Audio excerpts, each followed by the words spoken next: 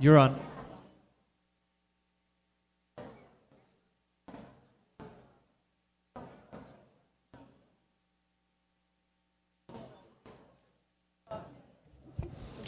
Good afternoon. Welcome to the City Council meeting. Today is Monday, September 16th, 2024. It's approximately 1 p.m. I'm Mayor Eric Enriquez. Before we start, I want to mention that we have an ASL, American Sign Language interpreter, available in case anyone needs. They're up in the front. We will start with a moment of silence. If you please stand for the brave men and women of the United States Armed Forces as they protect our interests around the globe, as well as the courageous men and women of the Las Cruces Police and Las Cruces Fire Department. They keep our city safe 24/7.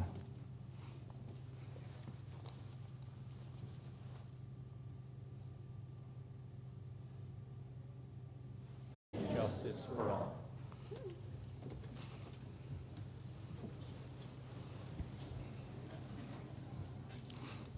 All right, thank you for joining us on that pledge. It sounded real good. We appreciate it. Thank you, Councilor Flores. Good job leading.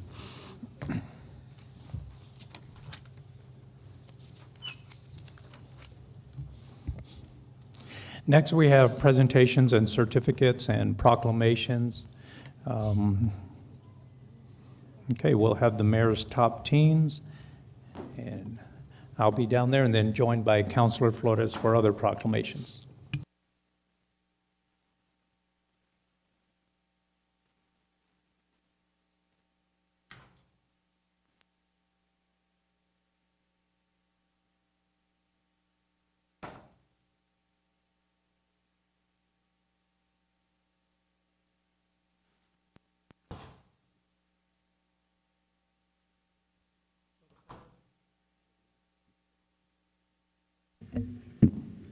There we go. So first, what we have is recognition of our mayor's top teens. And I just want to say, first and foremost, to our top teens, congratulations.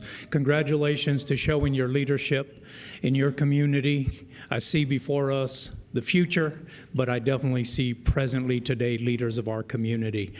This has been going on for several years. I believe it's 17 years. As a newly elected mayor, I inherited this, but I embrace it totally and want to continue, and we can keep going to display and present and recognize our top teens in our community. So with that, I'll invite our president of the top teens, Veronica, also known as Ronnie Medina, to come up and say a few words.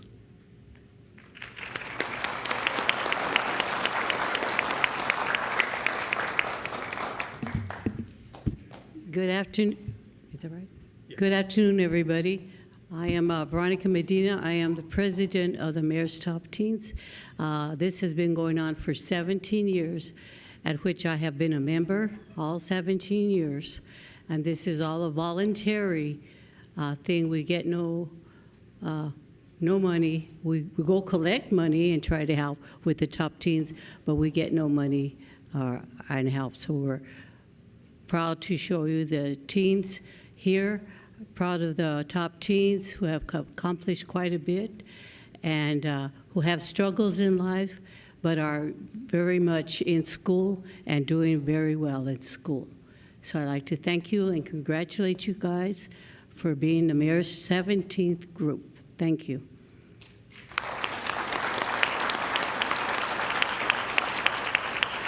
I'll have them come up and they will say their name and the school that they represent. They will go here, past me, come in the circle. Then after they're done, they will come and take a picture here, and then they will meet the city council board members who go around the back way. Okay? So if you guys would please stand up and come forward. Thank you. This should be in alphabetical order. Hello, I'm Richard Ray Aguilar. I am a senior and I go to Centennial High School.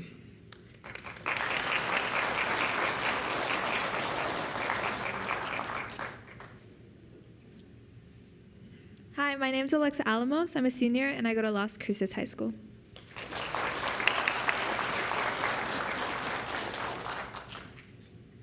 Hi, my name is Mia Apodaca. I'm a senior and I go to Centennial High School. Hi, my name is Susana Cambron. I'm a senior and I go to Oregon Mountain High School. Hi, my name is Kylie Costin. I'm a senior and I go to Oregon Mountain High School. Hello, my name is Tristan Flores. I'm a senior at Centennial High School. Hi, I'm Jalissa Garcia, and I'm a senior at Centennial High School. Hi, I'm Kennedy Gutierrez, and I'm a senior at Mayfield High School. My name is Levi Henderson, and I'm a senior at Desert Springs Christian Academy. Hi, my name is Evan Krenzel, and I'm a senior at Centennial High School. Hi, my name is Layla Lassarin, and I'm a senior at Mayfield High School. Hi, my name is Luke Linan, and I'm a senior at Mayfield High School. Hello, my name is Ariel Monsivais. I'm a senior at Mayfield High School. Hi, my name is Emma Montero, and I'm a senior at Mayfield High School. Hi, my name is Ethan Peck, and I'm a senior at Oregon Mountain High School. Hi, my name is Alfredo Quintana, and I'm a senior at Centennial High School. Hi, my name is Lara Rodriguez. I'm a senior at Mayfield High School. Hi, my name is Adonica Cedillo. I'm a senior at Oregon Mountain High School. Hi, my name is Savannah Scow, and I'm a senior at Centennial High School. Hi, my name is Adria Turpis, and I'm a senior at Oregon Mountain High School. Hi, my name is Antonio Torres, and I'm a senior at Mayfield High School. Hi, my name is Jesse Vega, and I'm a senior at Mayfield High School. Hi, my name is Lenny Washington, and I'm a senior at Oregon Mountain High School.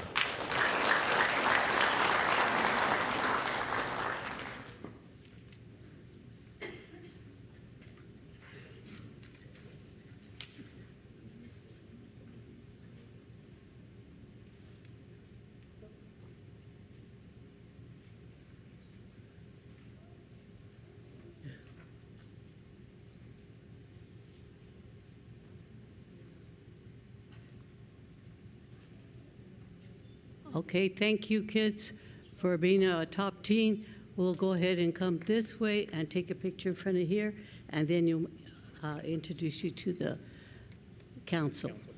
That's all right. Go all the way to the end. Yeah. Yeah, just go the. No, they're going to take a photo. They take a photo on that one.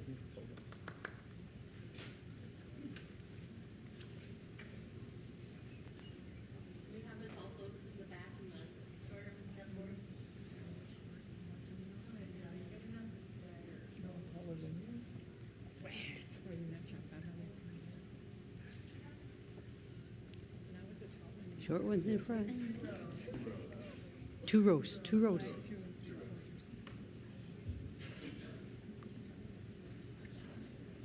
Let me say something. Oh, okay. Are you good? No, we're good. Okay. Just-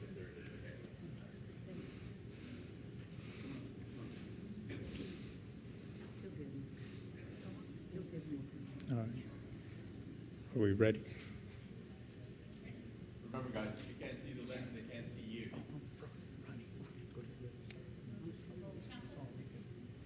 Yeah, come on.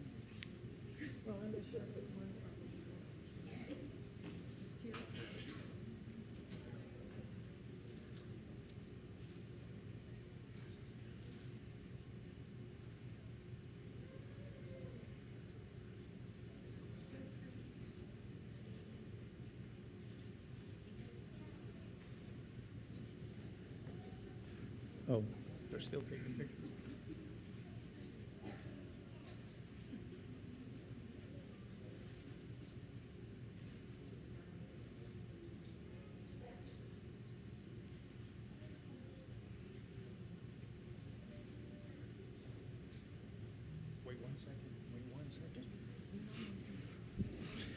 So as Ms. Medina had said, these individuals were nominated, they were selected because of the things, either whether they're challenges or academics or activities, but it's proven that it's about their character. And I'm proud, ladies and gentlemen, and some former students out there, I'm proud to introduce to you this year's Mayor's Top Teen.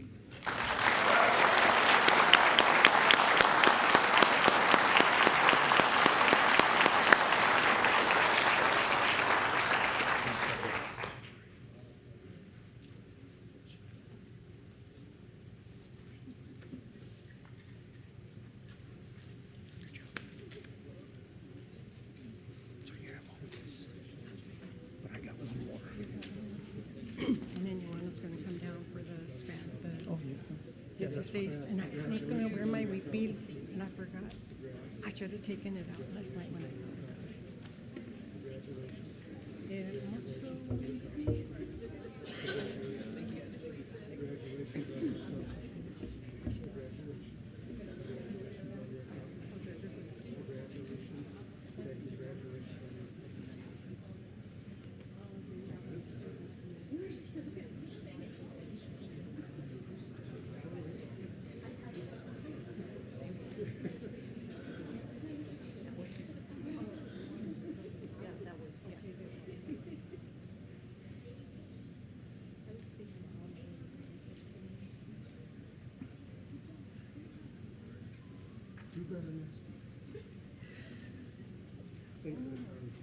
This is different. Huh?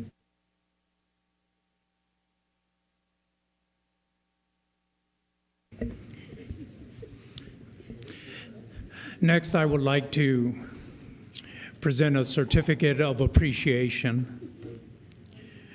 So on Father's Day of this year, an individual drowned at the Rio Grande River. 2 children, ages 6 and 7, were with their grandfather on the river when this tragic incident took place. Tony Lara was getting ready to leave the river when he heard the cries for help. He went to investigate and saw the kids drowning, so he jumped in and saved them. Almost drowning himself, but he heard a voice that told him, "Save the kids, you'll be fine." So I'd like to ask if Tony Lara is present to come up for a certificate of appreciation.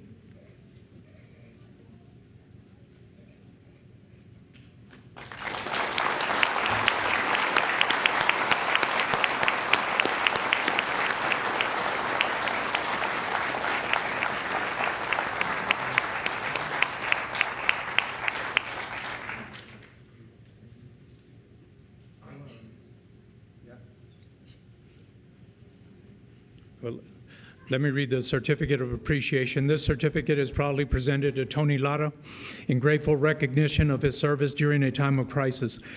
This certificate is issued in recognition of civic interest and as an expression of appreciation by the mayor and on behalf of the citizens of the city of Las Cruces. So we present this certificate of appreciation to you, Tony.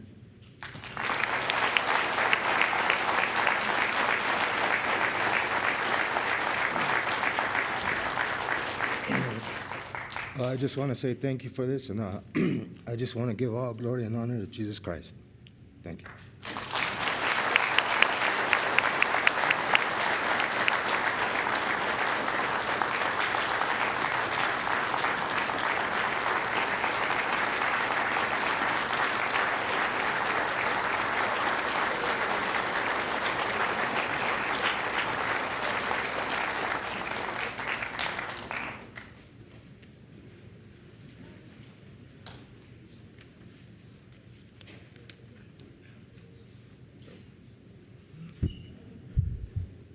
Next will be the proclamation for the International Walk to School Days, presented to Ashley Curry.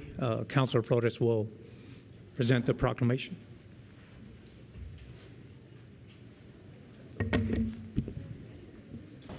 Is Ashley here? Yes. There you are. Of course you're here, all the kids. The Pied Piper. Good to see you. Oh, thank you. You guys want to go in there?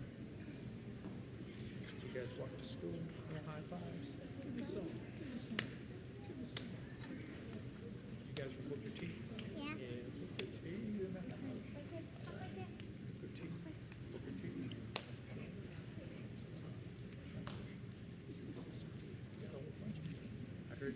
Pledge of Allegiance. Thank you.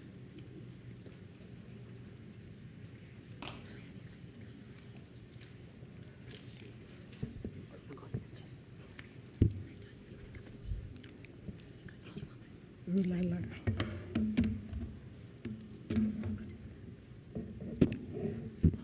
Whereas International Walk to School Day is celebrated globally to encourage children and families to embrace walking and bicycling as a way to promote physical activity, reduce traffic congestion, and enhance community connections.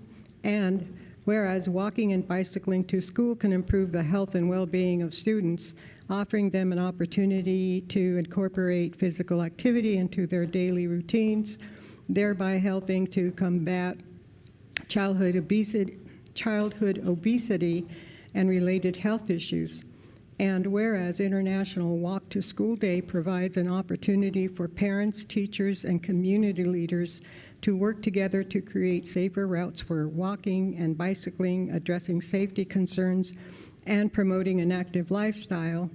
And whereas the City of Las Cruces is committed to ensuring the safety and security of all children and recognizes the importance of safe, accessible walking and bicycling routes to school as a priority for the community. And whereas participation in International Walk to School Day encourages a sense of community and shared purpose, fostering relationships among students, families, and neighbors. And whereas the events align with the City of Las Cruces' goals of promoting sustainable transportation, reducing traffic congestion, and improving air quality, thereby contributing to a healthier and more environmentally friendly city. Now, therefore, we, the Mayor and City Council of Las Cruces, New Mexico, do hereby proclaim September 17th, 2024 through September 20, 2024 as International Walk to School Day in Las Cruces and encourage all citizens to consider the benefits of walking and bicycling, to participate in the events, and to support efforts to create safer and more accessible routes for our children to travel to and from school. Signed by our Mayor, Eric Enriquez, and our City Clerk, who has attested this proclamation, Christine Rivera.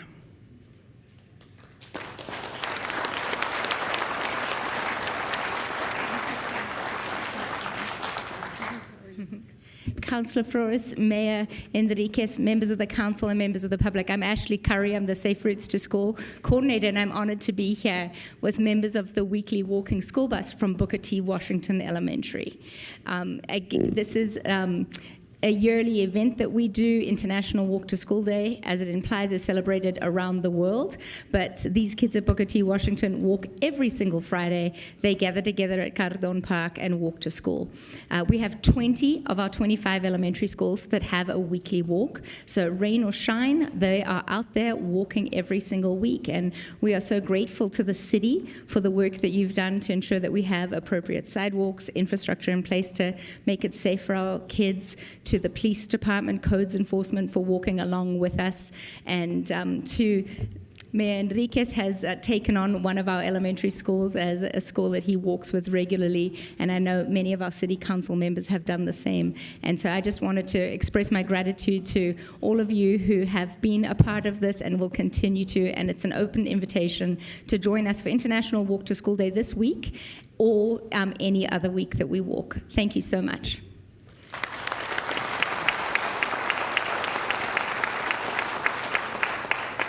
Are there any students or staff who'd like to make a comment? Suddenly you get very shy when you stand up here. Thank you so much. Thank you, Ashley. Thank you so much. And thank you for everything. Thank you. In front of the screen for a photo. Wonderful. A photo op. Let's go this way. Get up in front. Get a photo. Let me see, can you walk? Yes, you can. See you all on Friday. The whole way in here and keep walking. Were you looking at yourself in the camera? Yeah. You're movie stars. Oh, you do? I'll see you on Friday. Oh, why didn't they come? This Friday I'll walk with you. Okay, there's more. Thank you. Thank you. I think Ashley's going to line you up. ¿Es tu hermanita? She's your little sister? And this one too? No, you belong to. No? Who does she belong to?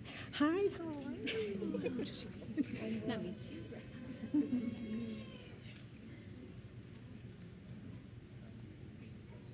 Híjole.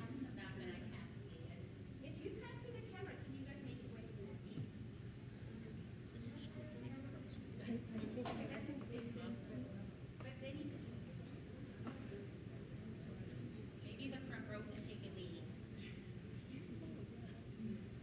Oh, much better.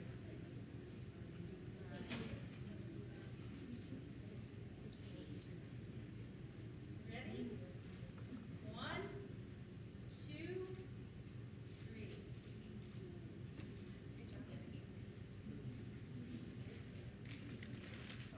Thank you all.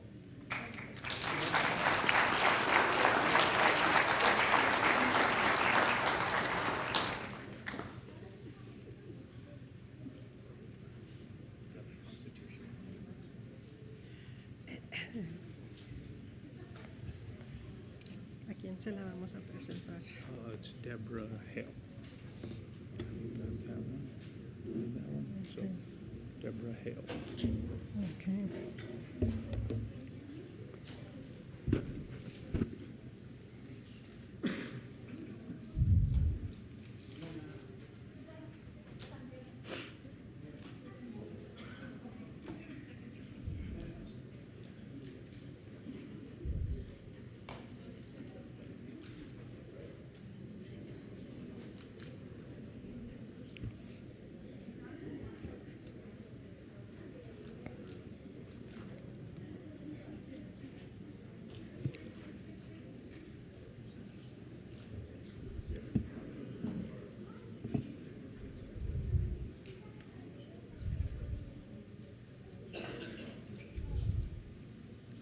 Thank you again, Ashley. Keep walking. I mean, I don't mean keep walking out of here. I mean, keep walking. Stay healthy. I know. Whereas the Constitution of the United States of America, the guardian of our liberties, embodies the principles of limited government in a republic dedicated to rule by law.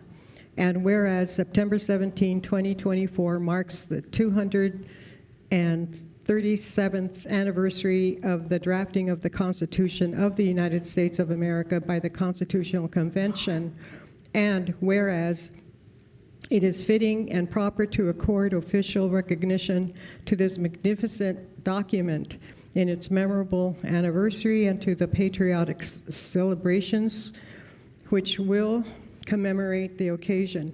And whereas Public Law 915 guarantees the issuing of a proclamation each year by the President of the United States of America designating September 17 through September 23 as Constitution Week, now, therefore, we, the Mayor and City Council of Las Cruces, New Mexico, do hereby proclaim the week of September 17 through September 23, 2024, Constitution Week, and urge all citizens to study the Constitution and reflect on the privilege of being an American with all the rights and responsibilities which that privilege involves.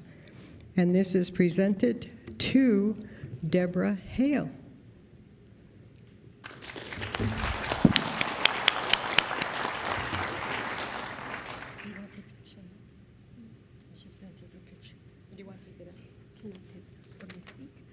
Yeah. Oh, yes, absolutely.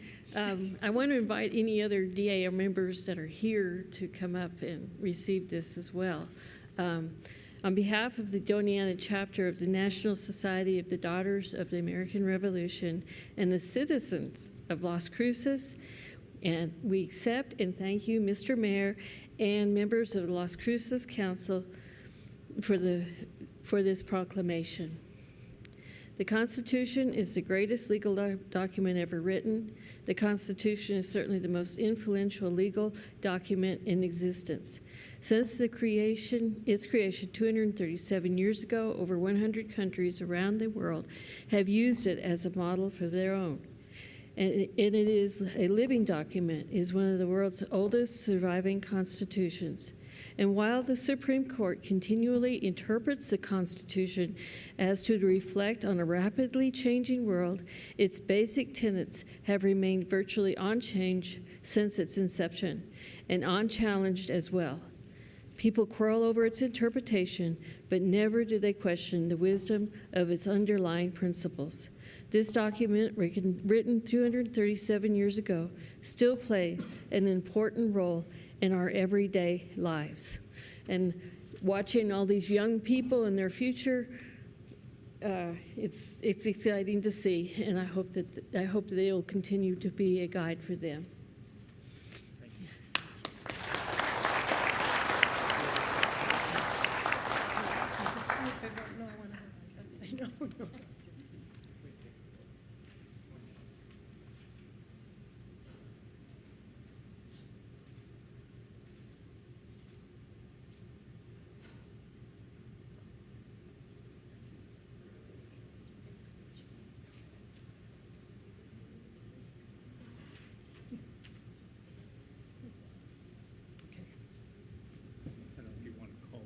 Lorenzo Alba. Oops, I'm sorry. The Hunger. Yeah, one's this Hunger. one. Yeah. Lorenzo Alba. You want to call him up now? Lorenzo, would you like to come up now or after I read it? Gee, thanks. Okay. It's really hard with the glare. Whereas Hunger Awareness Month is a month that brings awareness to hunger and asks others to join together in the mission to end hunger, and whereas the mission to end hunger is critical with more than 40 million people in the United States today hungry or experiencing food insecurity, and whereas the City of Las Cruces is committed to taking steps to raise awareness about the need to combat hunger in every part of our county and to provide resources that residents of the City of Las Cruces need, and whereas hunger and poverty are issues of vital concern in New Mexico, Las Cruces, and Doña Ana County, where 21.3% of people, which is 46,766 in Doña Ana County, face hunger, and of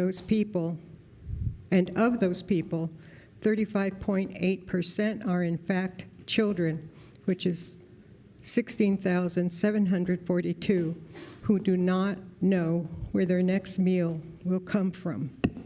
And whereas the City of Las Cruces is committed to taking steps to combat hunger in every part of our communities and to provide resources to those in Las Cruces in need of food, and whereas Las Cruces is committed to working with its partner, Casa de Peregrinos, in support of the Rural Food Initiative that includes 13 mobile food pantries, providing food and educating the community about the importance of food pantries in addressing hunger and raising awareness of the need to devote more resources and attention to hunger issues and poverty.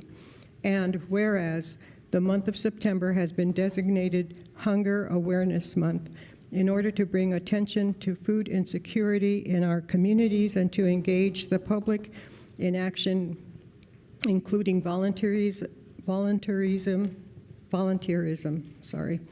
social media shares, donations, and advocacy to ensure nobody has to make an impossible choice between food and other necessities like medicine, utilities, or child care.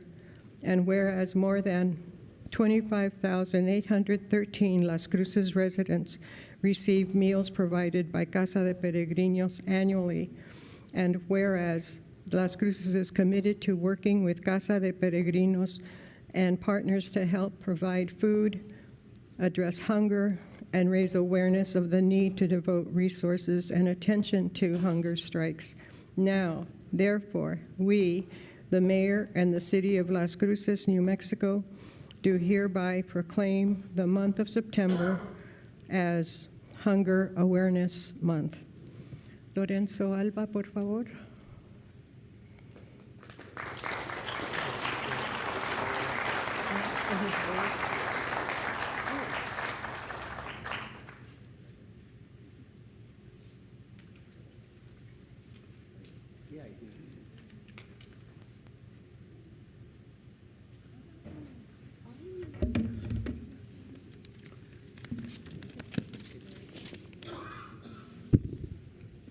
I think I see Sandy Bean up there. She's one of our volunteers. I'd like you to come up here to receive this with. Yeah.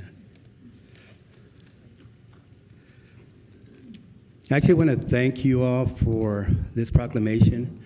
We do this every year, and it's just a reminder that the city of Las Cruces plays a very, very important role in our mission. Feeding the hungry in our community is something that takes a lot of courage, a lot of humility, and we would not be able to do this without the city of Las Cruces and their staff members. I'd actually like to have Natalie come up here too. She's part of this mission from the time I arrived here 14 years ago.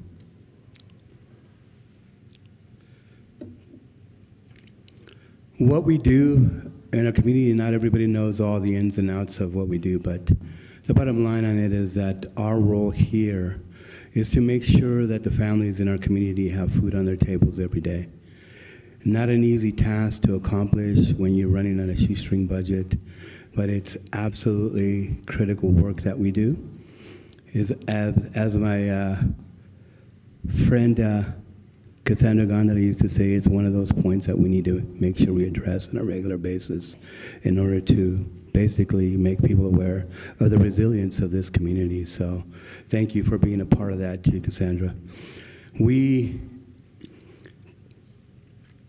It's humbling to be up here with you guys because we started out with a budget 14 years ago of $174,000 a year, and we're able to serve maybe about 5,000 people. And what we're able to do now, the facility that we're in, the projects that are moving forward, they don't happen without support of leadership within our communities. And that's what the administration here at the City of Las Cruces and the councilors, past, present, future, have all showed us so far. They've showed us that this is an important part of what they do. The Lift program, the Lift Up program here in Las Cruces fits right into our mission. It absolutely is perfect. We've even done some co-projects together where we're able to bring a lot of food to Apalaca Park and some other places here, really impact the families of Las Cruces. This team right here, volunteers, board members, management team, they're the ones that make everything happen. They're the ones that actually make it go round for our mission. I can't say enough about them because they're the ones that actually make it happen every day. They're the ones that are the boots on the ground in front of people, whether it's here, whether it's in the rural communities, it doesn't matter. It's always a team and volunteers that make this happen. The board of directors spend countless hours making hard decisions about what we do every day. So thank you so much again. Just so you know, last year we were able to distribute well over 5 million pounds of food, which comes out to about 4.2 million meals. And our numbers increased tremendously on the amount of people, about 21% year over year, about the amount of people that we serve. So this building is working, and I think I'm due to come back and talk with you guys in October a little bit about this new facility and what we've been able to do in it at a work session. We are on pace right now to do about 6 million pounds this year. In the first 2 months, we've distributed over 1 million pounds of food in this facility. So the work is getting done. We need a lot more money, so if you guys have some extra money laying around, you know, we always can use the funding. I'm going to challenge you. City Council and Mayor, I'm going to challenge you and administration to look at the idea of making some of these projects, these service projects that you guys contribute to, these wonderful missions that we all have, and whether it's in housing or feeding the hungry, I'm challenging you to make it a line item so that we don't have to compete with other nonprofits for the funding, and we know that we can count on you year over year to make this happen. And we'll talk to our state legislators about that anti-donation clause too. So, but thank you so much for this opportunity. And again, these folks standing up here, it takes a village, and that's why I wanted Natalie to come up here. She's been part of our mission for 14 years. And of course, our board of directors and our volunteers.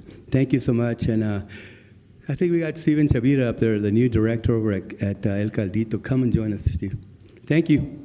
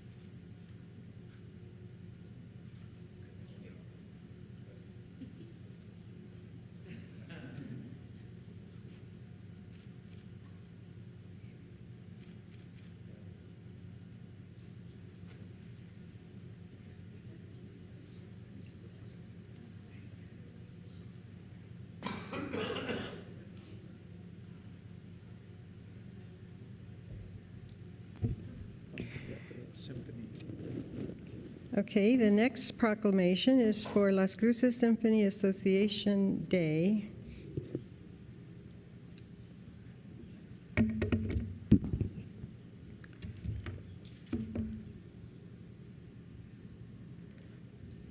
Whereas the mission of Las Cruces Symphony whereas the mission of the Las Cruces Symphony Association is to present orchestral music of the highest artistic quality in a variety of settings and formats, and whereas the Las Cruces Symphony Association engages, educates, and enriches our historically diverse and underserved region, and whereas the Las Cruces Symphony Association has been serving our community for the past 45 years, and whereas the Las Cruces Symphony has been training our children to be the next generation of classically trained musicians, and whereas the Las Cruces Symphony has been collaborating with a broad range of creative fine artists, including those in the fields of visual arts, the performing arts, and the literary groups. Now, therefore, we, the mayor, and the City Council of Las Cruces, New Mexico, do hereby proclaim Saturday, September 28, 2024, as Las Cruces Symphony Association Day, and further extend appreciation to the Board of Directors, Executive Director, Musical Director / Conductor, and all musicians of the Las Cruces Symphony Orchestra, Youth Orchestra, and Junior Orchestra for their dedication and performances to our community. And this is being presented to Michael Chang.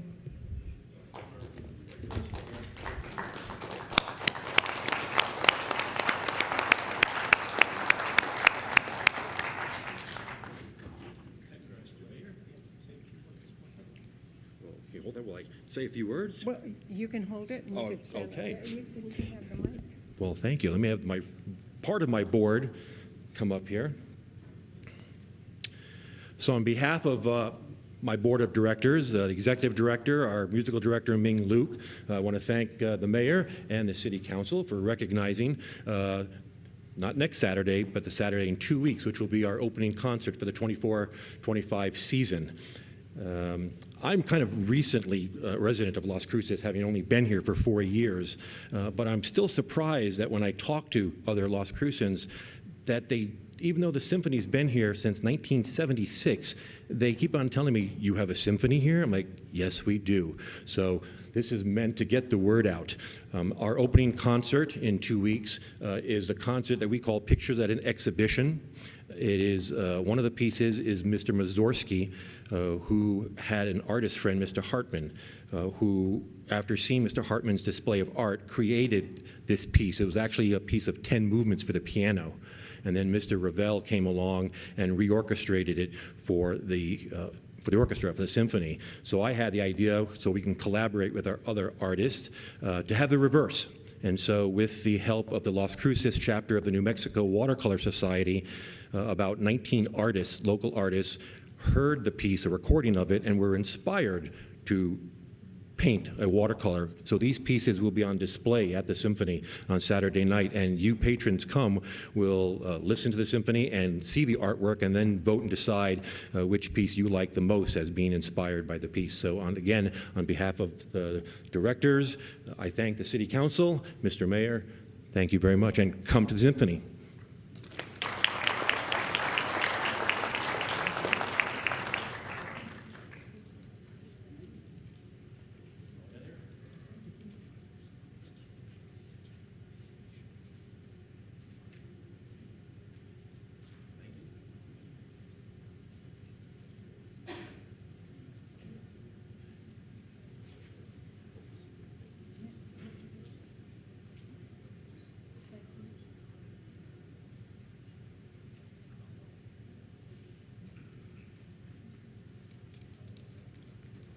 Just when you thought we were done, one more. And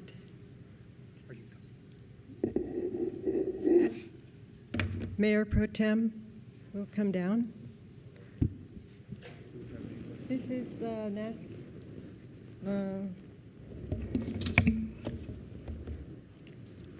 going to be presented to Rio. You want to present? No, go ahead. You? Oh, I thought you wanted. Okay, so this is, the glare here is terrible. Whereas Americans observe National Heritage Month from September 15 to October 15 by celebrating the histories, cultures, and contributions of American citizens whose ancestors came from Spain, Mexico, the Caribbean, and Central and South America. And whereas the observation started in 1968 as Hispanic Heritage Week under President Lyndon Johnson and was expanded by President Ronald Reagan in 1988, it was enacted into law on August 17, 1988. Whereas the Latinx population of the United States, according to the 2020 census data, is 62.1 million, representing 18.9% of the total U.S. population. And whereas Hispanic, Latin, and Latinx Americans represent a significant and fast-growing demographic of New Mexico, we honor the invaluable ways they contribute to Doña Ana County as caring neighbors and business owners, and whereas the number of people within Doña Ana County who identified as Latino or Hispanic heritage is 68.9% of the total population. And why do we still feel like a minority? Okay. Whereas, that wasn't part of the proclamation, I'm sorry. Whereas the number of people within Doña County who identifies as is 68.9% of the total population, and whereas in honor of National Hispanic Heritage Month, NMSU Latin American programs will host activities such as Indigenous Science from Local to Global Context by Dr. Jessica Hernandez on September 17, Sabores Salvadoreños, Pupusas by La Pupusona Food on September 19, Voces, a panel by NMSU students, staff, faculty, and community members on September 25th, Entrepreneurship webinar by Immigrants Rising on October 2nd, salsa tasting and tour on October 3rd, Jatex y Recuerdos live podcast documenting queer stories from the border on October 8th, and La Cumbia Night on October 16. Now therefore we, the Mayor and City Council of Las Cruces, New Mexico, do hereby proclaim the week of September 15 through October 15, 2024 as Hispanic Hispanic Heritage Month, and encourages residents to join us as we celebrate and pay tribute to the generations of Latinos who have influenced and enriched our nation and society, signed by Mayor Eric Enriquez and our city clerk, attested by our city clerk, Christine Rivera. And this is presented to Rio Lopez.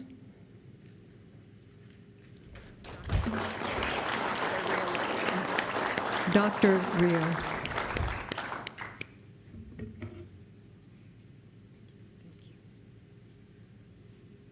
Hi, everybody. Good afternoon. I want to thank the Mayor, City Manager Ikani, and the City Council for recognizing the hard work of Latin American programs at NMSU, one of the largest programs at the Equity, Inclusion, and Diversity Unit. Latinx Heritage Month is a time to celebrate the achievements and beauty of our diverse community. It also invites us to reflect on our history, recognize our challenges, and work towards greater inclusion and equity. As the largest minoritized group in Las Cruces and NMSU, it's crucial that we commit to solidarity. The work of our program and Latin American Student Council is key to our university's Hispanic and minority serving designations. I hope you can join our event series and build community and learn with us. Thank you so much.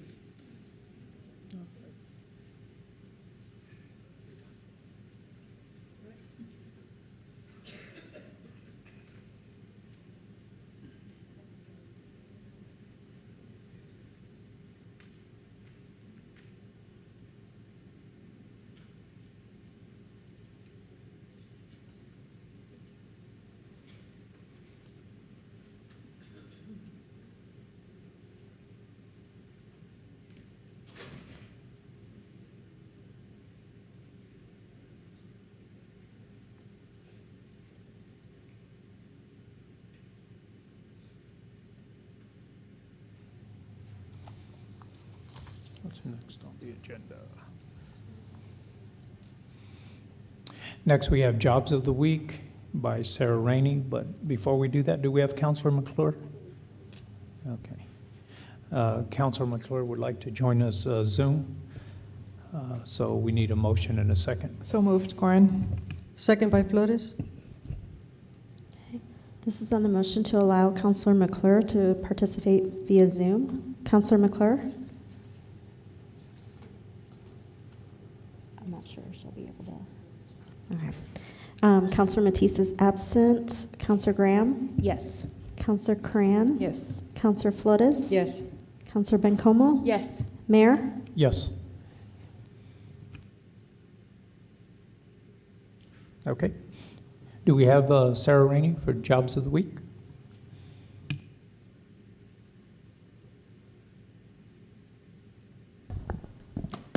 Good afternoon, everyone.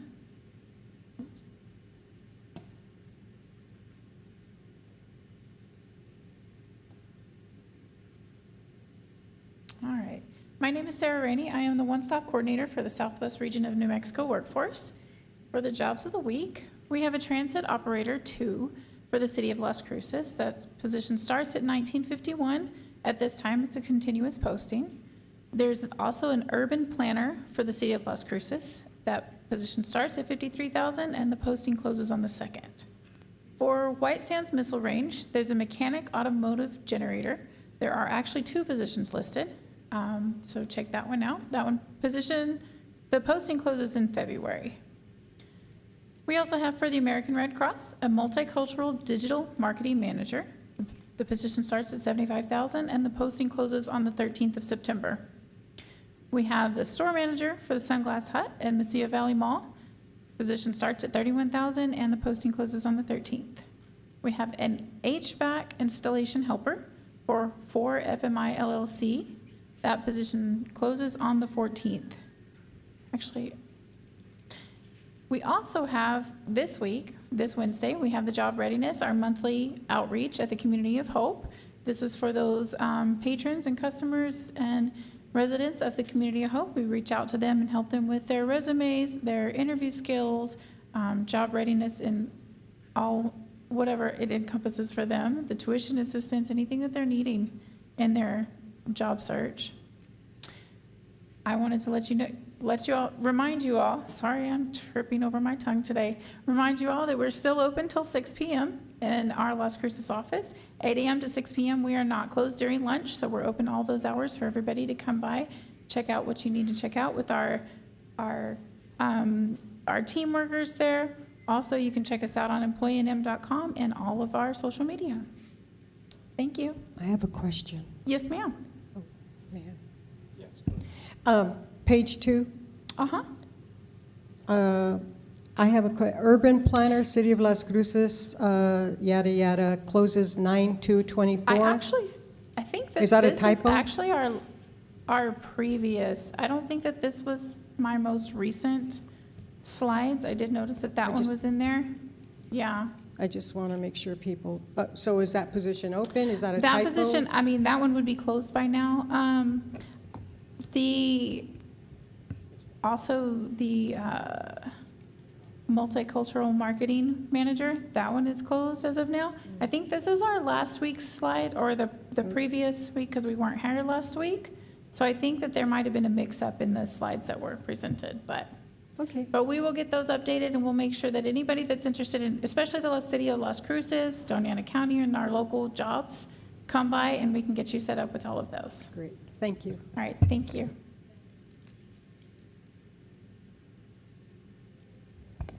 Okay, thank you, sir. Pets of the Week, Carol?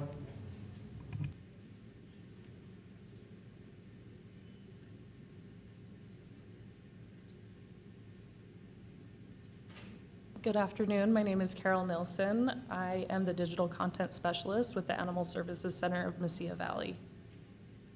For this week's Cat of the Week, we have Felix, number 7789, if you want to look Felix up. It says, "I'm Felix. I'm a shy, reserved cat, but with a bit of patience, I warm up to gentle scratches and cozy spots. I'm looking for a loving family who understands that I'll need time to fill at home and to work on my socialization. If you're willing to offer a calm environment and a little extra patience, I'll be a loyal and affectionate companion." For the Dog of the Week, we have Faith, 72891 to look up if you would like. Faith says, "I'm sweet and an energetic dog who loves treats and is eager for an active family. I'm looking for someone who can give me lots of love and help with a bit of extra training. I'm athletic and might jump a fence if not trained properly, so a secure yard and a bit of guidance would be perfect. If you're up for some fun and have an active lifestyle, I'd love to be your new best friend." Just as a reminder, all animals that get promoted as Pet of the Week have no fee associated with their adoption. So it's a great time to adopt pets. This week's events, we are going to be at the farmer's market during all the hours, so feel free to stop by at our booth. We also, all month long on Tuesdays, are running a special where you can come by our clinic from 4 to 7 in the evening to get your pet microchipped. Only $10 per microchip, but the first 50 pets are free, so definitely come early so you can get your pets microchipped free. And we're definitely on all of the social media, I say all the social media platforms, but the main ones. You can also visit us online at ascmv.org. Thank you. Thank you, Carol. Next is a conflict of interest. Does any member of City Council, City Manager, or any member of City staff have any known conflict of interest with any item on the agenda? None. None. None, Graham. Councilor McClure?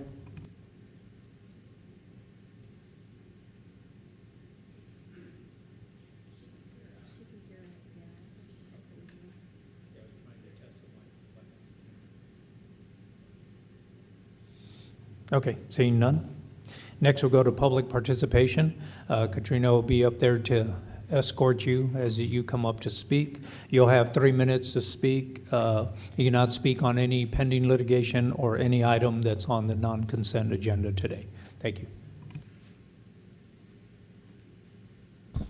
Good afternoon, Tim Jenkins, Mayor, City Council, and Chief of Police. At the end of this last week, I witnessed 7 to 8 of our outreach officers alongside Mano Mano at the dirt lot across from the street, across from Craig and Taggart, clearing the lot, cleaning up all the trash, and interacting with the homeless to see how we could help them out.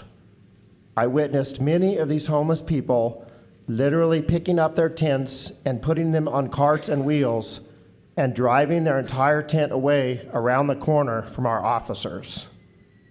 Friday afternoon, I drove back by and the entire lot was clean and not a single tent or a piece of trash was left.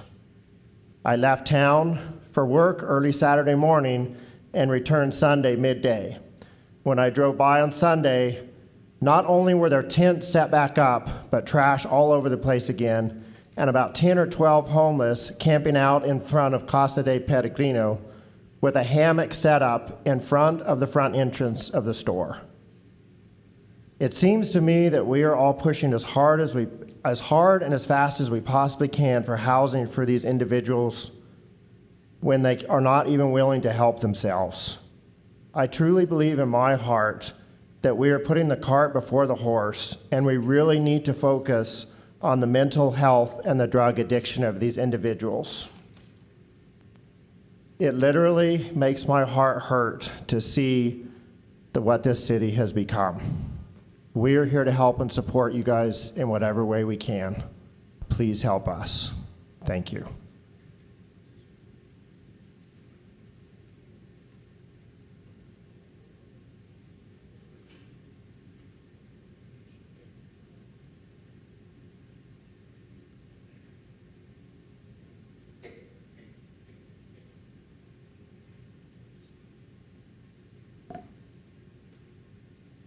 Wait till Larry gets here, please. Mayor, council people, my name is Charles Wendler, and I didn't know he was going to be preempted here, but the Daughters of American Revolution gave a proclamation. I didn't know that was on the agenda. But anyway, here I am. I'd like to add a little bit more to it. And my good friend Larry Cedillo is here to help me because my eyes, I got macular degeneration. So anyway, here, Larry. Let's see if we can add a little bit more to this critical document that we call the Constitution. Daughters of American Revolution, they started about 1955. They petitioned Congress, and by 1956, August the 2nd, they got that passed through Congress and resolution. Congress does do something right once in a while, thank God. And so on that date, they did sign into law, Public Law 915, which says what? That any institution in our country that receives federal funds, and I imagine there's a good number of them. I don't know what the percentage here in Las Cruces is receiving federal funds, but New Mexico State University, our public schools, et cetera, they are suggested very strongly by that public law to observe it by having a program in place for the employees, students, et cetera. I'm wondering if that's really being done. I hope that maybe next time that this council meets, the first Monday of next month, if they'll be able to give a report of what activities they had for the employees here to observe this critical document. It's been in existence for 237 years, thank God. So anyway, that being said, Larry, would you read before me? I can't read, forgive me. So go ahead and some of the tenets of that public law. These are the aims of the Constitution Week celebration are to emphasize citizens' responsibilities for protecting and defending the Constitution, inform people that the Constitution is the basis for America's great heritage and the foundation of our way of life, encourage the study of the historical events which led to the framing of the Constitution in September 1787. Constitution Week is a great time to learn more about this important document and celebrate the freedoms it gave us. Get involved by encouraging young people to sign the Constitution Week Proclamation Pledge and ask your local community officials to issue a proclamation about the Constitution. Thank you very much. Which you did. I'm really surprised at that, and I'm really thankful, Mayor and the Council. By the way, I have free constitutions here in Espanol and in English, dependamente, and contact me. I'll be happy to give one to you free. We like free stuff. Thank you very much. Appreciate it. God bless you all. And pardon Larry, he's apologizing to me because called him right at the last minute. Larry, I need some help here. My driver and my reader and everything, and he came watering the trees. He's a farm boy. Okay, so let's go.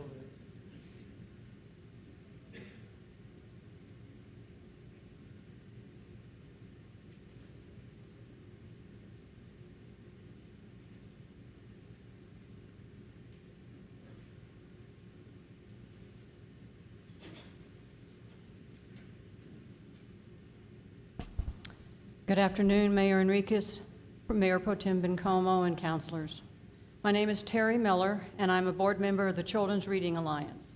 We serve children and their families throughout Doña Ana County, but our office is located at the Community Action Agency, and thanks to the generosity of CEO Don Hummer, CRA has been able to store its books and materials in CAA's warehouse for the past 13 years, and that's why I'm here today. For the past many years, CRA has received numerous used book donations and purchased new books for our 3 programs. And for the past many years, these books have been piling up in the warehouse because we simply didn't have the woman or manpower to get them organized. However, a couple of months ago, CRA's board president, Rory Measure, attended a Dearson Charities meeting and had a chance to talk about CRA and its programs. After the meeting, Pat Acosta, the supervisor of the Youth Development and Diversion Learning Center, spoke with Rory about finding opportunities for our 2 programs to work together, and the first co-project they came up with were the books in the warehouse. So on Saturday, September 7th, 4 staff members from the Youth Development and Diversion Learning Center pulled up in a van with 4 teenage program participants, and they were all ready to work. 2 students and 2 staff members worked with our board member Duncan Smith, shelving new books according to grade level, and 2 students and 2 staff members worked with me, going through boxes and boxes of donated books and deciding which books to keep, which books to donate to COAS, and which books had lived a good life but were ready to be discarded. All 4 students took their job seriously and got to work. I was really impressed with the students who were tasked with deciding what to do with the used books and watched how they looked at each book carefully before deciding their fate. And within 2 hours, all of the used books had been touched and placed where they needed to go. Then the icing on the cake was when the staff offered to drop off all those COAS boxes on their way back to the Learning Center, which saved Duncan and me much time and energy. The thing is, I'd never heard of this wonderful program and the good it does for our youth who have had some minor brushes with the law. I had no idea it was part of the Parks and Recreation program and funded by both the City of Las Cruces and New Mexico's Children, Youth, and Families Department. And it was exciting to learn of a program that provided early intervention opportunities to work on community service projects that really make a difference in both our lives and the lives of the students who participated.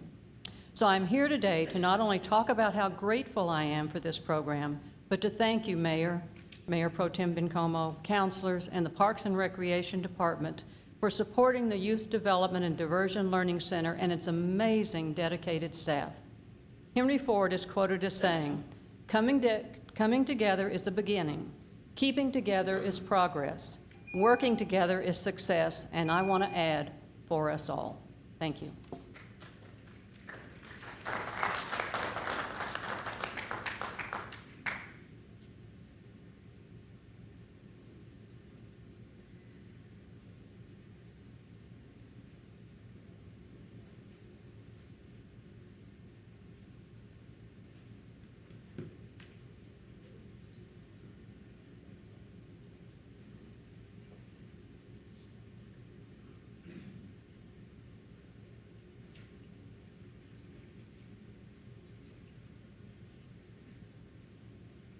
Good afternoon, Mr. Mayor, City Council. My name is Veteran Chavez. Thank you for allowing me to speak today.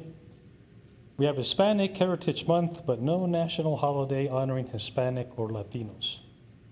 Back on June 6, 2016, the city established City Ordinance 2784, where it states the City of Las Cruces established a Veterans Advisory Board for the purpose of advising City Council on matters affecting veterans and to propose solutions to alleviate or remedy the needs of local veterans. Don't take personal what I'm about to say. I would like to know what the major veterans' needs or issues this advisory board is working on. I don't see them listed anywhere. Where can I find them if they exist, and what are the issues?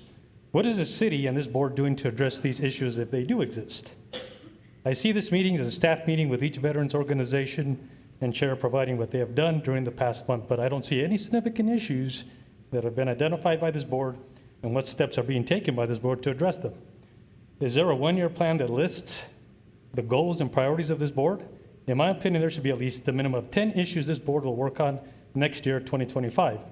The board should meet to identify and prioritize these issues around the October timeframe and farm them out to whoever the board decides as a POC to start coordination and identifying whatever resources they may need in 2025 to accomplish their assigned task or tasks. Whatever resources are needed should be determined and finalized before the end of this year, 2024. That way the board has a clear understanding of what assistance and resources they may need to request from the city and the task, and if the task itself can be accomplished. The Coalition of Conservatives in Action has an initiative where they identify veterans that need their American flags replaced due to wear and tear, and they go out and replace these flags at no cost to veterans. Does the city of Las Cruces have such a program in place? This could serve as an initiative or priority for next year. The city could provide a flag exchange program for veterans that need their flags replaced. Veterans could turn in their flags or their tattered flags for a new one at no cost to them. Also, the city could provide a flag to veterans' families upon the death of a veteran when a veteran is not entitled to a military funeral. Whose responsibility is to provide guidance to the board? Is it city council, and do they communicate directly with the board, or is it through the liaison? Or is the board supposed to identify veterans' issues and priorities through the liaison? This information is communicated to city council. To me, other veterans, this is not very clear and transparent. Collectively, it's going to take city council, the Veterans Advisory Board, and the liaison to make this a viable platform.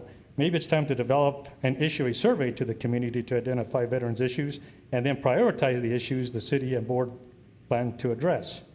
The Veterans Quarter, I understand it, is on the city webpage to provide information to veterans. I don't see anything listed on this site or page that is helpful to veterans aside from the Veterans Liaison and the names of the Veterans Advisory Board. At a minimum, there should be links to this page that take the city ordinance establishing this board, the monthly minutes of this board, and the agenda, veterans calendar events, and veterans issues that this board is working on. Thanks.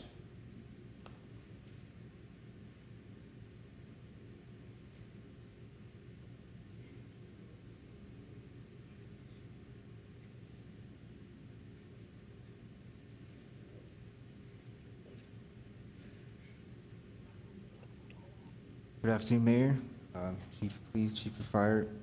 My name is Marshall McCarty. I live in District 2. I'm an artist, a father, community member, a youth advocate.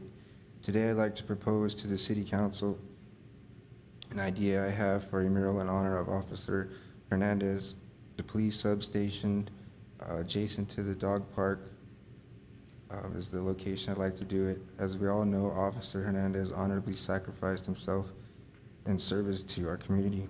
My vision for this mural is to honor Officer Hernandez and all other law enforcement officers in a way that attracts community and attention, beautifies the city, and encourages relationship between civilians and law enforcement professionals, and invites youth. I brought some reference material of some of my other murals I've done. I estimate that it'd probably cost anywhere between $800 and $1,000 to get it done. I'd be willing to do this all out of my own effort. I'm disabled, so I have more than enough time on my hands to help the community. It's something I just, as a survivor of a stabbing, it's just something I think about every day when I look in the mirror, and it's something I'd love to do for the community. I went a little off track of my speech because I got emotional, and if my friend would like to speak, they came here to support me. That's all I have to say. Thank you. Hi, thanks so much, councilors, mayor, everybody else. I'm Chris Bibzak, a District 5 resident. And so, as Marshall was explaining, we have the idea for the mural. He had brought a portfolio of some of the work that he does, and along with some contact information, was curious if the council, mayor, or police chief might have any sort of advice on what our next steps would be to coordinate with the city and possibly complete a formal proposal, submit some sketches, drafts, and see if we can work together on a public art project to honor fallen Officer Hernandez. Thanks. All right, thank you. If you want to provide that portfolio to the clerk, and then she'll distribute to the city manager and staff accordingly, and then mayor and council will look at it. So thank you. Thank you. Thank you. Appreciate your time. Mr. Mayor, may I say something about the city arts board? Okay.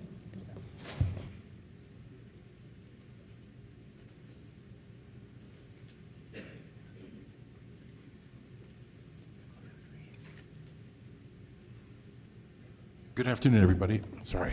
My name is Jim Spera. With regard to resolution item 7.4, the apartment zoning, with regard, I have a few bullet points. Increased traffic. Sir, we can't talk about an item at this time that's on the agenda. When that comes up, I believe there's a spokesperson for that, because it will be a hearing. Thanks. Thank you.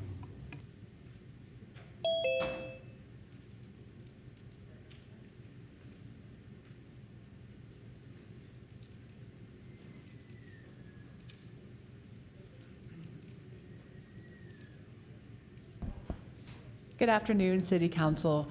I am Susan Greenwald Cabello, the Executive Director of Downtown Las Cruces Partnership. I was not here last time because we were onboarding some new board members. So Justin Dermeyer, a local luthier, which is a fancy, by fancy I mean French word for a guitar maker, and Brisa, Bryford, our first legacy board member. Her father was one of the founders of DLCP, and she came down as a child to work with him. So anyway, I'm really excited about having our two new board members on. I hope you get to meet them soon. Kind of also what I want to speak with you about today is an opportunity to learn some of the stories of downtown. I would love for any of you who would like to go on a walk along with me of downtown and talk to some of our businesses, kind of hear from them. We have a lot of stories of triumphs. You guys know that Mijas is opening on Main Street. Huzzah. And we have some stories of trouble too. Downtown Blues Coffee is going to be closed for a month because of a leak in their building. Yeah, so I would just love for you guys to have the opportunity that I have to get to speak with our businesses every day and just hear it from them. So if that is something that you would like to do with me, maybe some of my board members, if you would contact me, let me know. Make sure that you get it straight from the horse's mouth downtown.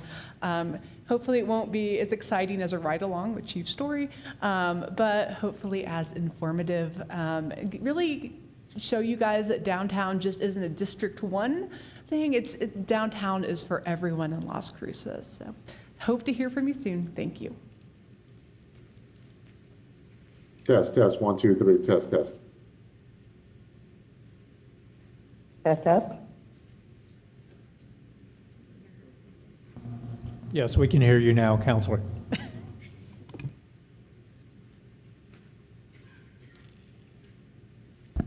Good afternoon, Mr. Mayor, City Council, and City Manager. Bear with me as I read this. Do you really want a City Council that takes their time in getting things done because they're so wrapped in the social issues that cannot be controlled from this dais?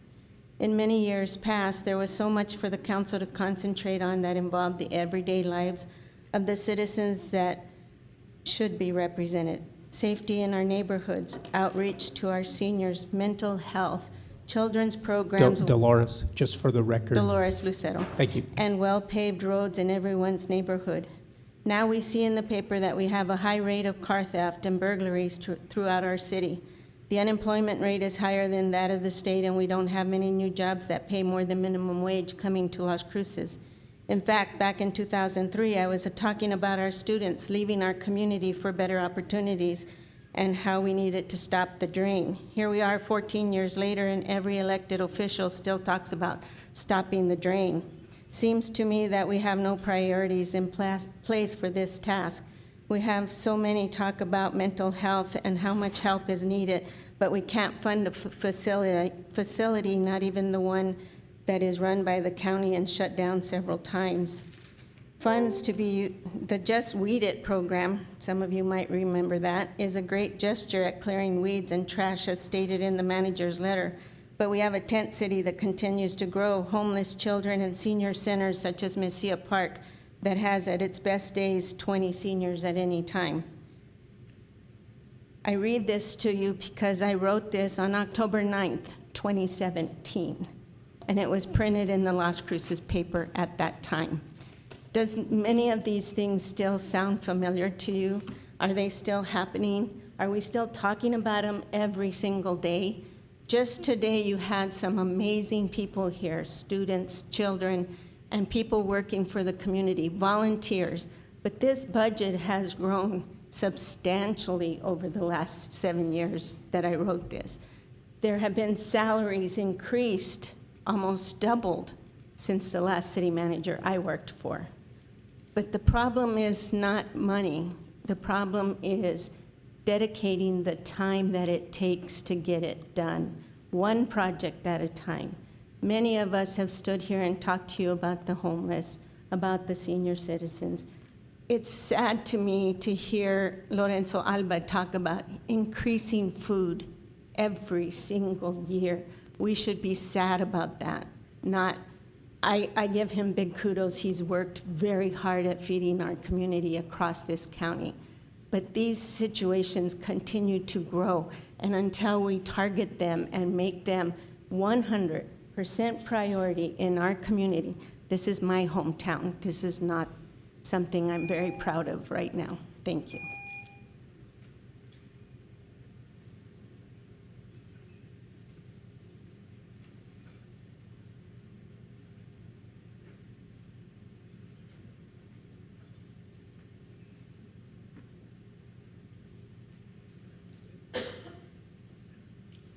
Okay, that concludes public participation. Thank you all. Next is the acceptance of agenda. Move to approve. Second, Graham. This is on the motion to accept the agenda as presented. Councilor McClure? Yes. Councilor Matisse? Yes. Councilor Graham? Yes. Councilor Cran? Yes. Councilor Flores? Yes. Councilor Bencomo? Yes. Mayor? Yes.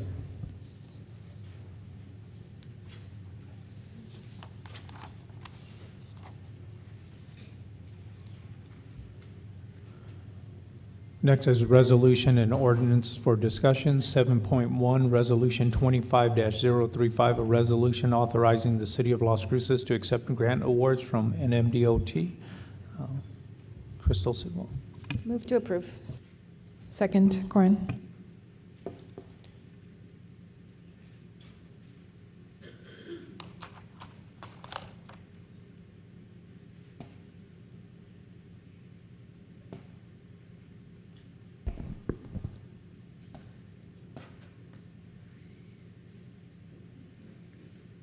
Okay. Good afternoon, Mayor, City Council, staff, and public. My name is Crystal Silva with the Grants Administration Program. Today I am bringing forward a resolution to accept the Active Transportation Improvements Grant. This was awarded through the 2024 New Mexico legislative session. The city requests funding on an annual basis from the New Mexico State Legislature to complete capital projects. The city was granted funds in the amount of $350,000 from the New Mexico Department of Transportation for projects that are identified in the Las Cruces Active Transportation Plan. There is no match required for this grant, and NMDOT oversees any transportation-related projects and requires an approved resolution by City Council. Projects identified include the design and construction of a multi-use trail associated with Valley View Park, connecting Esperanza Avenue to Espina Street. The construction of pedestrian improvements at intersections on Ethel Avenue, Alameda Boulevard, Miranda Street, and Huma Street. A third project is the augmentation of bicycle and pedestrian improvements on ongoing active transportation projects, such as Madrid Avenue from Evelyn Street to North Trevis Drive. Before you are your council options, and I stand for questions. Any members of council have any questions?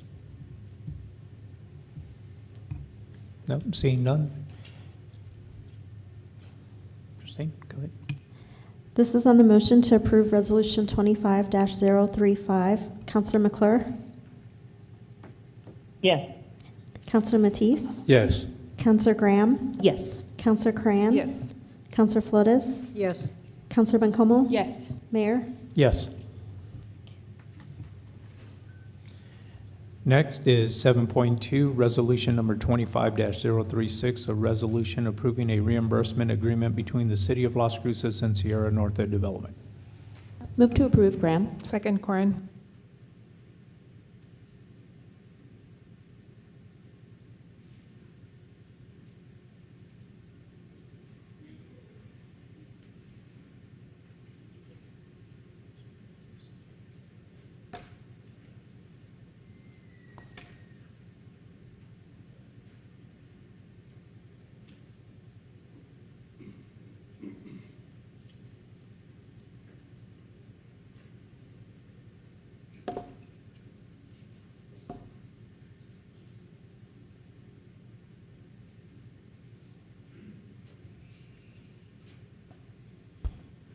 Good afternoon, Mayor and Council. My name is Kathy Matthews. I'm the landscape architect with the Parks and Recreation Department. And this afternoon, we're asking you to consider a resolution to approve a reimbursement agreement with a developer for design and construction of a neighborhood park.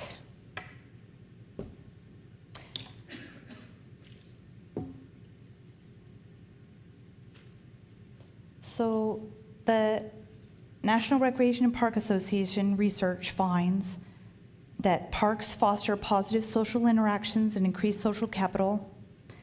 Park quality is a predictor of overall well-being. People of all ages, income levels, and all racial, ethnic, and political backgrounds agree that parks and recreation is essential, and 86% of U.S. adults believe it is important for their local government to make investments that ensure children have access to safe and inclusive playgrounds. And of course, the City of Las Cruces does that. In 2017, in particular, a study by Clemson and North Carolina State Universities found that more green space was associated with lower risk of crime across neighborhoods in 300 cities that were studied.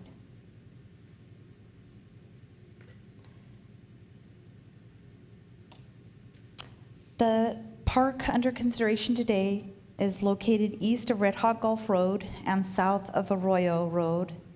Numerous homes will front the park, and raised crosswalks will lead to the park from two directions.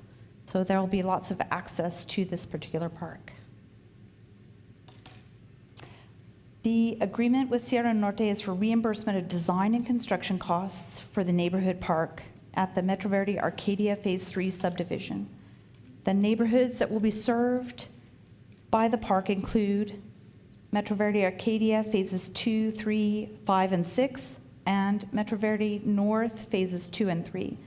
The subdivisions are located west of Sonoma Ranch Boulevard and are surrounded by Alchemy Street and bisected by Santa Minerva Avenue. A total of 1.945 acres of parkland is included in the agreement, and park impact fee to be collected from 592 residential lots, totals a little over $1.5 million.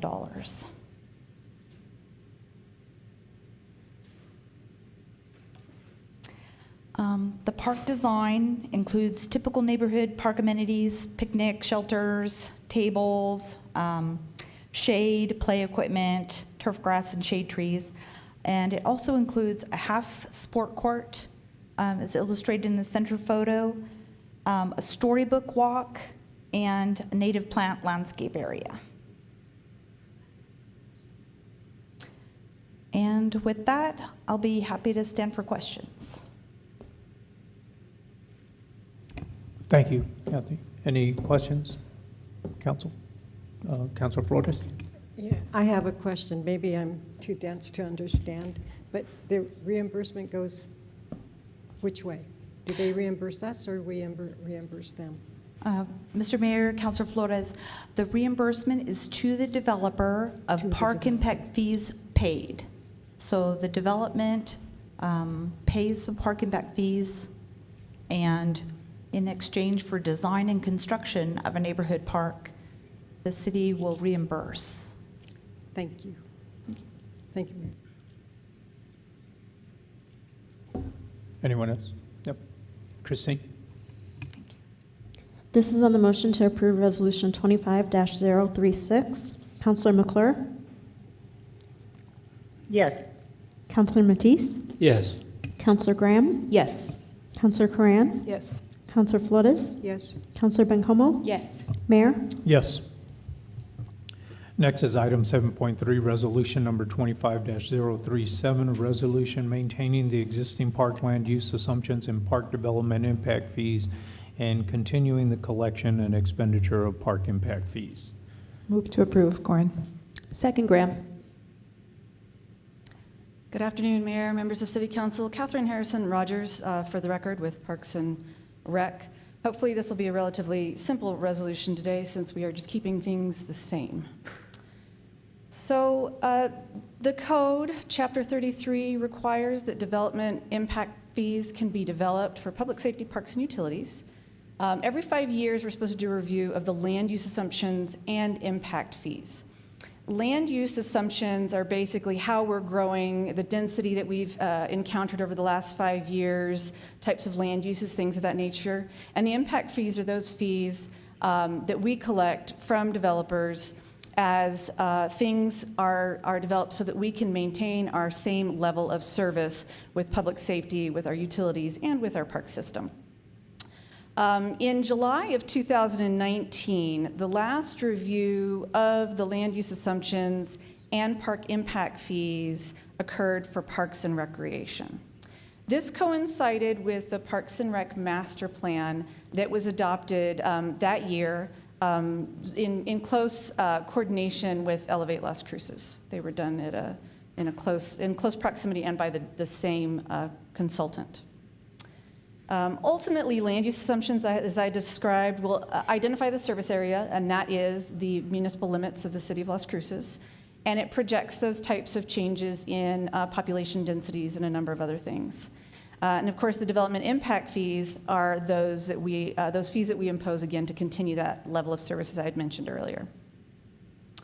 The purpose of trying to keep this particular resolution in place to maintain those fees, or essentially it's an extension until the end of the fiscal year, is to comply with code, because we're supposed to do that every 5 years, and again, we've exceeded that by a couple of years.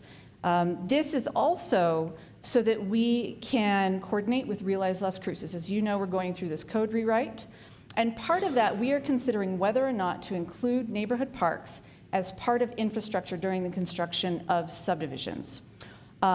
If that is the case, those numbers for park impact fees would be excluded as part of the overall calculation. And so until we know the results of Realize Las Cruces, we really can't proceed. So the Capital Improvement Advisory Committee does provide some feedback on whether or not we modify these particular fees and these land use assumptions, and they provide advice to this body, City Council. We did meet with them on August 22nd, 2024, to discuss these recommendations, and they recommended unanimously that we continue to collect the current fee, which is $2,600 per unit, as well as maintain the existing land use assumptions. Again, those were adopted as part of the 2019 Parks and Recreation Master Plan and are also the same land use assumptions that are listed in Elevate Las Cruces. The next steps, if this were to be basically extended by the City Council is just to continue those land use assumptions and the collection of the same fees that we've been collecting for a series of years. That $2,600 fee was established actually back in 2013, was reestablished back in 2019, and we're just asking that that be continued until the end of this fiscal year. We are actually looking to bring the land use assumptions, again, those changes in our population growth and our densities, to the CIAC for review and ultimately to City Council this fall. We do want to update those. We do have a consultant, Tischler Bice, who has been reviewing those. But again, we can't make modifications to the fees themselves until we have, we know what's happening with Realize Las Cruces and the ultimate adoption with that.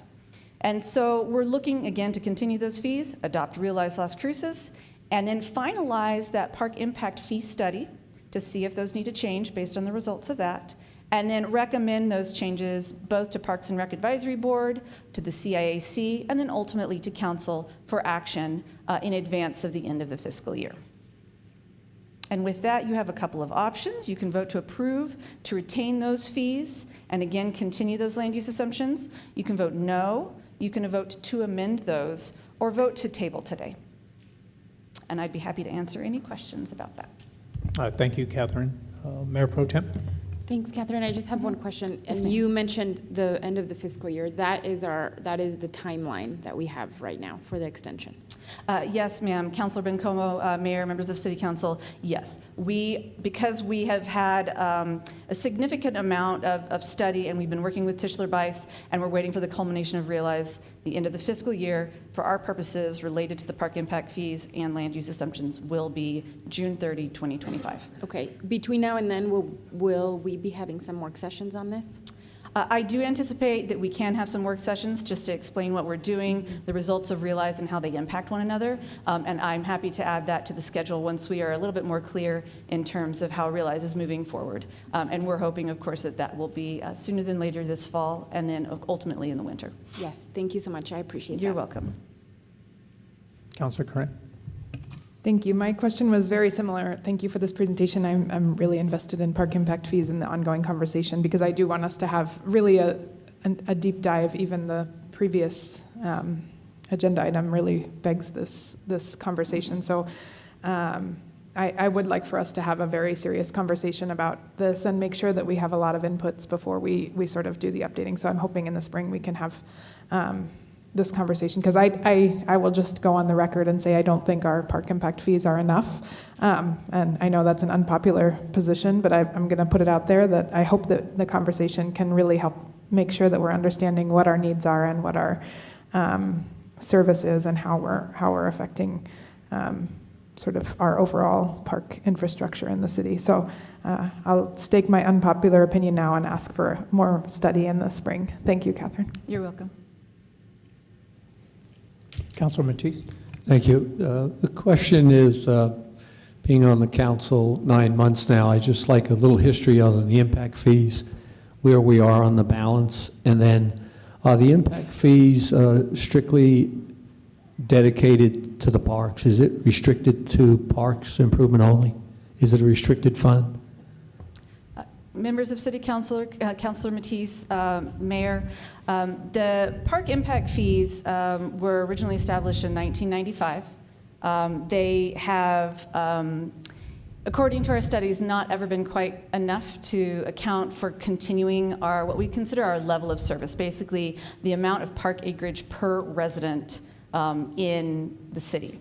And they've gone up incrementally, and in 2013 we saw the largest increase to the $2,600 that we see today, and that's been maintained for over a decade now.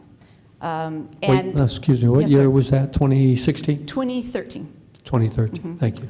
And those fees, again, are utilized to maintain our level of service in Parkland. We can use them for any park-related facility. It can be used for trails. It can be used for acquiring land. It can be used for planning and design of those parks and for improvements on those parks. And so the resolution that you saw just before this one, we were utilizing those park impact fees that have been collected to then purchase essentially the improvements of that park in Metro Verde. Okay, thank you. Thank you. Can you, just one more question? Go ahead. Just something you said piqued my interest. You said acreage per person? Yes, ma'am. And what is that? So when the master plan was done in 2019, what they do as part of their level of services, as part of the land use assumptions, is we look at all of the park types and the amount of acreage per person in the city. And for neighborhood parks, it's 0.89 acres per 1,000 people, if I am correct. Okay, thank you. I'm going to do some good research on this before our work session. Thank you. Absolutely. Okay, thanks, Catherine. Anyone else? Christine? This is on the motion to approve Resolution 25-037. Councilor McClure? Yes. Councilor Matisse? Yes. Councilor Graham? Yes. Councilor Coran? Yes. Councilor Flores? Yes. Councilor Bencomo? Yes. Mayor? Yes.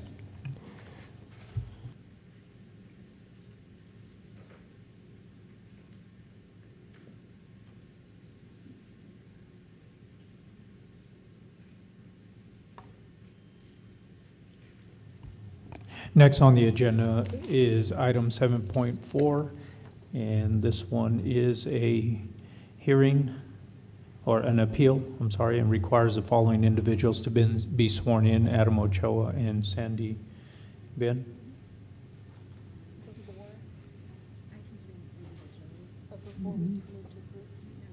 Yeah, we need the, Move to approve. Second. and you'll swear them in individually. Yes, as they Okay. come up to speak. So, Okay, Adam, I'll thanks. do you first. Do you swear or affirm that the testimony you are about to give is the truth and nothing but the truth under penalty of law? Yes, I do. Thank you. Thank you. Adam Ochoa, Community Development, for the record. Before you, we have essentially it's an appeal to a recommendation for a zone change done by the Planning and Zoning Commission for a property located at 2795 Roadrunner Parkway. Just give you a little bit of background of I guess from the beginning of what we're dealing with here. The subject property itself is located on the southwest corner of what road is Roadrunner Parkway and Morningstar Drive, and it is approximately 5 acres in size. It is currently zoned R1A, single-family medium density. Property is located, though, within the suburban neighborhood place type as called out by Elevate Las Cruces Comprehensive Plan. It's characterized low to moderate density residential intermixed areas of commercial. Inclusive land uses include single-family uses, multifamily apartments, commercial office, schools, quasi-institutional, religious institutions, and so forth like that. The property is currently vacant or undeveloped. It is not part of any master plan area in that area. This is kind of a standalone place. The remainder of the subdivision in those areas were all master planned essentially, and that's why there's just essentially a sea of single-family homes with some quasi-institutional and then some multifamily further south on Roadrunner. Utilities are available for directly adjacent to the site. There are some significant terrain and grade that exists on the property, so definitely a lot of groundwork will have to be done whenever it gets developed or whatever it gets developed with. Surrounding land uses include single-family residential, including a large single-family residential neighborhood to the west. Quasi-institutional church, there's office and institutional uses, there's a school, there's open space, flood control, the Las Cruces Dam's pretty close by there, some multifamily and some other institutional within the broader area. Showing you here, that property is on R1A, as you can see, completely surrounded by single family there. There's multifamily located here northeast of the property, that is a religious institution, the Las Cruces Dam over here.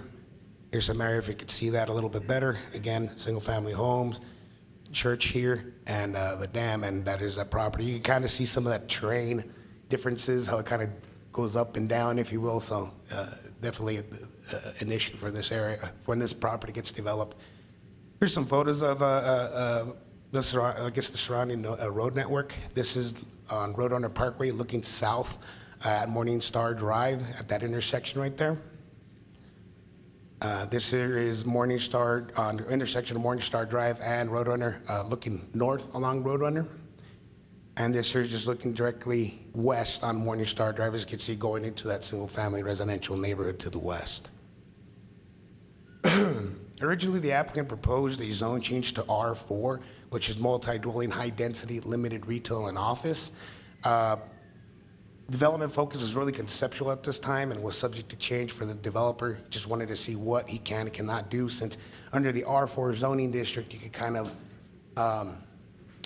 set your maximum densities as what's allowed by code, but that'd be something that we'll be working out with staff. But essentially what he came forward with was a 96-unit apartment complex, which actually gave him about a 92.2 dwelling units per acre density, and related ancillary uses, offices, playgrounds, workout facilities. There are 2 points of ingress and egress along each frontage. The main frontage being proposed, main entrance being proposed along Morningstar Drive itself. They were proposing 2 and 3 story apartment buildings with clustering or groupings of about 8 to 12 units together. Because of this potential, staff did see potential issues from surrounding property owners, so per code, staff is allowed to request the applicant to provide early notification to surrounding property owners. I don't know if you remember, about 6, 7, 8, maybe 9 months ago, people were coming with, we got these letters, who sent these letters? Those were the letters that the property owner sent out. So because of the early notification, essentially what resulted was a neighborhood meeting took place. It was took place at the Morningstar United Methodist Church, the one that's directly northeast of this property, on April 9th, 2024. That meeting was very well attended. A couple of staff, applicant was there, property owner, and a number of concerned citizens, of course. The concerns brought up at that meeting were issues with speeding, congestion in the area, poor line of sight for the street network there, potential accidents, lack of signalization, on-street parking, pedestrian safety, noise issues, decreased property values, privacy, et cetera, et cetera.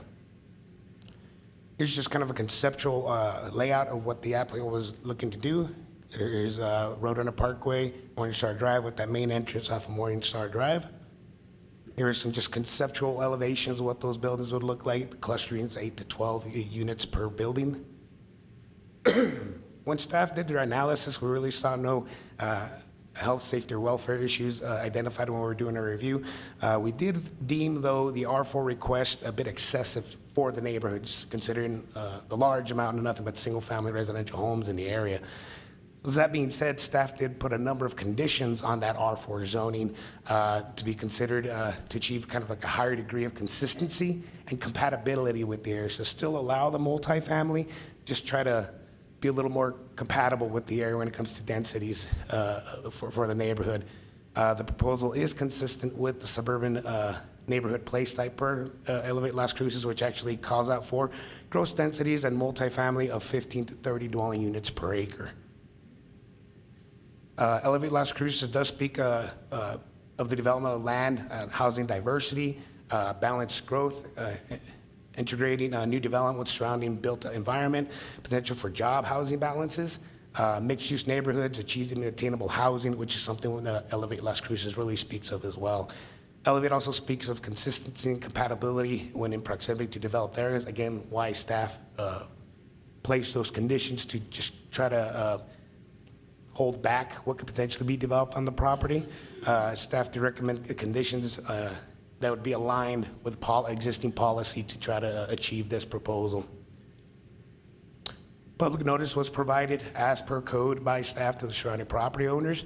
Staff did receive several phone calls, walk-in inquiries, multiple emails. A petition was also, I believe that petition was part of your packet as well, in opposition to the proposal. Some additional calls and input was also received by staff actually in favor of the request.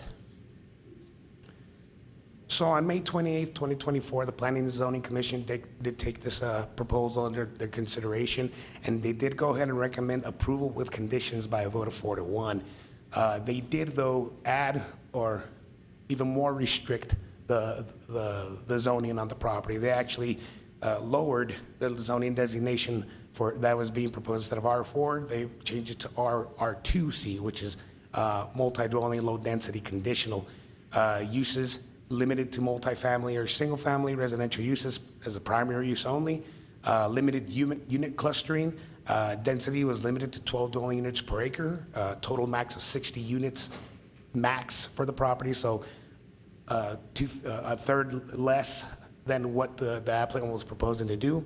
Additional landscaping and buffering requirements were placed on the conditions, architectural elements, building design elements, and additional parking requirements to assure that whoever's living there will use the on-site parking instead of on-street parking. Findings were essentially that were discussed was property request for 5 acres for 96 units, which dropped down to 60 per the Planning and Zoning Commission. Lesser zoning designation can be considered by P&Z. For example, if R4 is deemed excessive, R2 or R3 could potentially align with Elevate Las Cruces in the built environment. Subject property is within the suburban place type, characterized by low to moderate density, which is what essentially this apartment complex would achieve. The proposed zone change is supported by Elevate Las Cruces comprehensive plan and meets the purpose and intent of the 2001 zoning code as amended. Surrounding area consists of largely single-family residential home, but there is quasi-institution, office, institution, and other open space and multifamily in the area. Zoning also aligns with that, with R1A zoning, A1, A2 zoning, office zoning, R4 zoning in the area. Per Elevate, the development/redevelopment of property when in proximity of an existing development should consider design measures that bring about greater levels of compatibility. And per Elevate, that the development/redevelopment of the property when in proximity to an existing development. Oh, that's the same one. My apologies. So with that, that was the recommendation made by the Planning and Zoning Commission. We did receive an appeal for that recommendation on June 11th of 2024. Recommendations from the Planning and Zoning Commission aren't typically appealed because that is not under purview for final action. Typically, you would, per code, what is appealed is final action, not a recommendation. City Council actually has final action on zone change cases, so this is essentially where staff believes the appeal should have come from after y'all made your decision on the zone change. But the appeal essentially asserts 9 arguments. They state that there's no beneficial use deprivation, no public interest served by this proposed zone change. Alternative parcels are available for development. There's no change in the conditions on the property requiring a zone change. Uniformity and comprehensive planning is considered spot zoning, conditional zoning, quality of life, population and traffic density, and so on and so forth like that. But I will let the appellants elaborate more on what their appeal is. But with that, and just to clarify for y'all, your options would be 1, to vote yes, this will approve the appeal, thereby reversing the decision of the Planning and Zoning Commission, and the existing R1A zoning will remain. 2, to vote no and deny the appeal, and this affirms the zone change decision made by the Planning and Zoning Commission. The ordinance will then come before you all for the actual zone change itself on a later date. 3, to amend to amend the resolution, or 4, to table, postpone, direct staff accordingly. That is the conclusion of my presentation. I believe the appellants are here with a representative for them, but I stand for questions. Okay, thank you, Adam. We'll go and see if Councilor Flores have any questions. Yes, I do. Thank you. And thank you, Mr. Ochoa, for the presentation.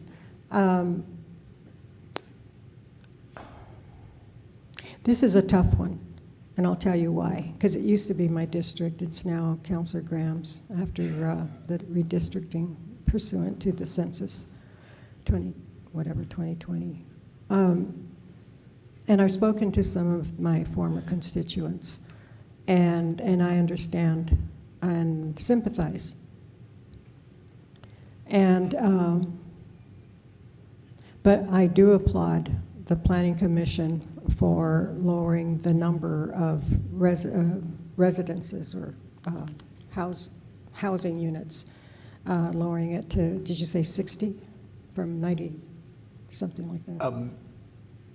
Councilor Flores, Mayor Enriquez, that is correct, 60, so maximum 12 units per acre is what they were allowed with their conditions. Yes, and then there were also some restrictions on parking and the units will have parking spaces Council to Floaters. eliminate that clutter in that area?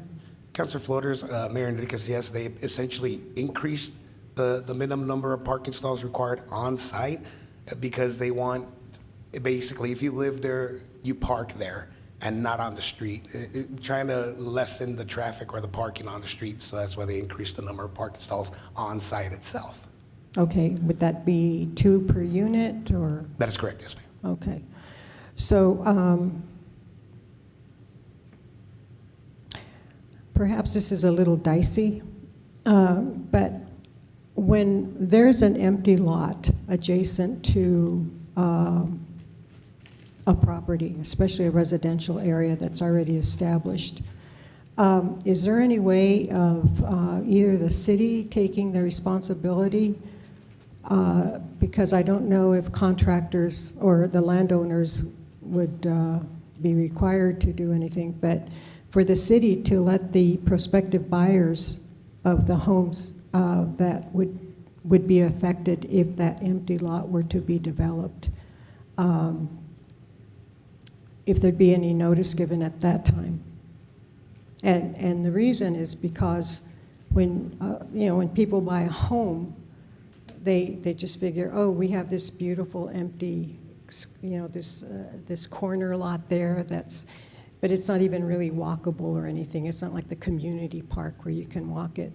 But nonetheless, I don't know if the city has the onus, or if the city, if it doesn't, would it be able to ask the builders or the landowners as to what their plans are. And I like to just share this little story. When I was campaigning for the first time, and I was met by people who were very angry over in the East Mesa, because when they bought their home, they were led to believe that there would be no further development. And some of them have moved away. And they were very upset because the view of the Oregon Mountains had been blocked. So the question I asked them was, who told you that? And they said, the realtor, the real estate person. I said, well, yeah, they want to sell a house. And I said, it would have been better for you to ask who the owner is, or who the developer, the owner of the land, and go that route. But, it's too late. What is it? The chicken's already left the coop, or whatever. I don't know what the expression is. But and I said that, I said it very cocky, and I thought, well, there were about 4 or 5 people there who gave me really dirty looks, and I said, okay, well, don't vote for me, whatever. But all that being said, I do sympathize with the people who live there. What I do applaud is our planning department, our community development department, to have gone in and had an impact on the amount, and then our planning commission to reduce the number of homes there. And given the shortage of homes that we have, these would be more affordable. Would it take care of the homeless issue? Absolutely not. Would it provide housing for the missing middle? I'm hopeful that it would, but I don't have that crystal ball. So I sympathize with the people from that area, because yeah. But I just wanted to share my sentiments with the residents from that area. And I do want to share that I think that the development there has been, lessened. I mean, it's been, so probably the units will be a little bit bigger, because there's less, whatever, not 90, but 60. But I just wanted to share those thoughts, and wanted to also clarify. But thank you, Mr. Ochoa. Thank you, Mayor. Councilor Matisse. Thank you. Mr. Ochoa, can you tell me how the vote goes, either denied or approved, what's the impact of Realize New Mexico, the new land usage code that will occur if this was to come up are they allowed a second appeal, or can they bring it forward again? And how would that Realize New Mexico change the landscaping there, if any? Mayor, Councilor Matisse, so it's still under review right now. There's a potential that the densities and the land uses would be permitted on this property of what they're proposing, sir, but nothing's been finalized yet. So multifamily can still potentially go on this property when we finalize Realize Las Cruces, considering its size and the zoning that it'll be, sir, but nothing has been 100% finalized yet, sir, under Realize right now. Okay, thank you. Yes, sir. Mr. Mayor, may I have another Go ahead, question? Councilor Flores. Thank you. Mr. Ochoa, based on Councilor Matisse's question, my understanding was that Realize, that this would be in conformity with Realize, and there wouldn't be any change.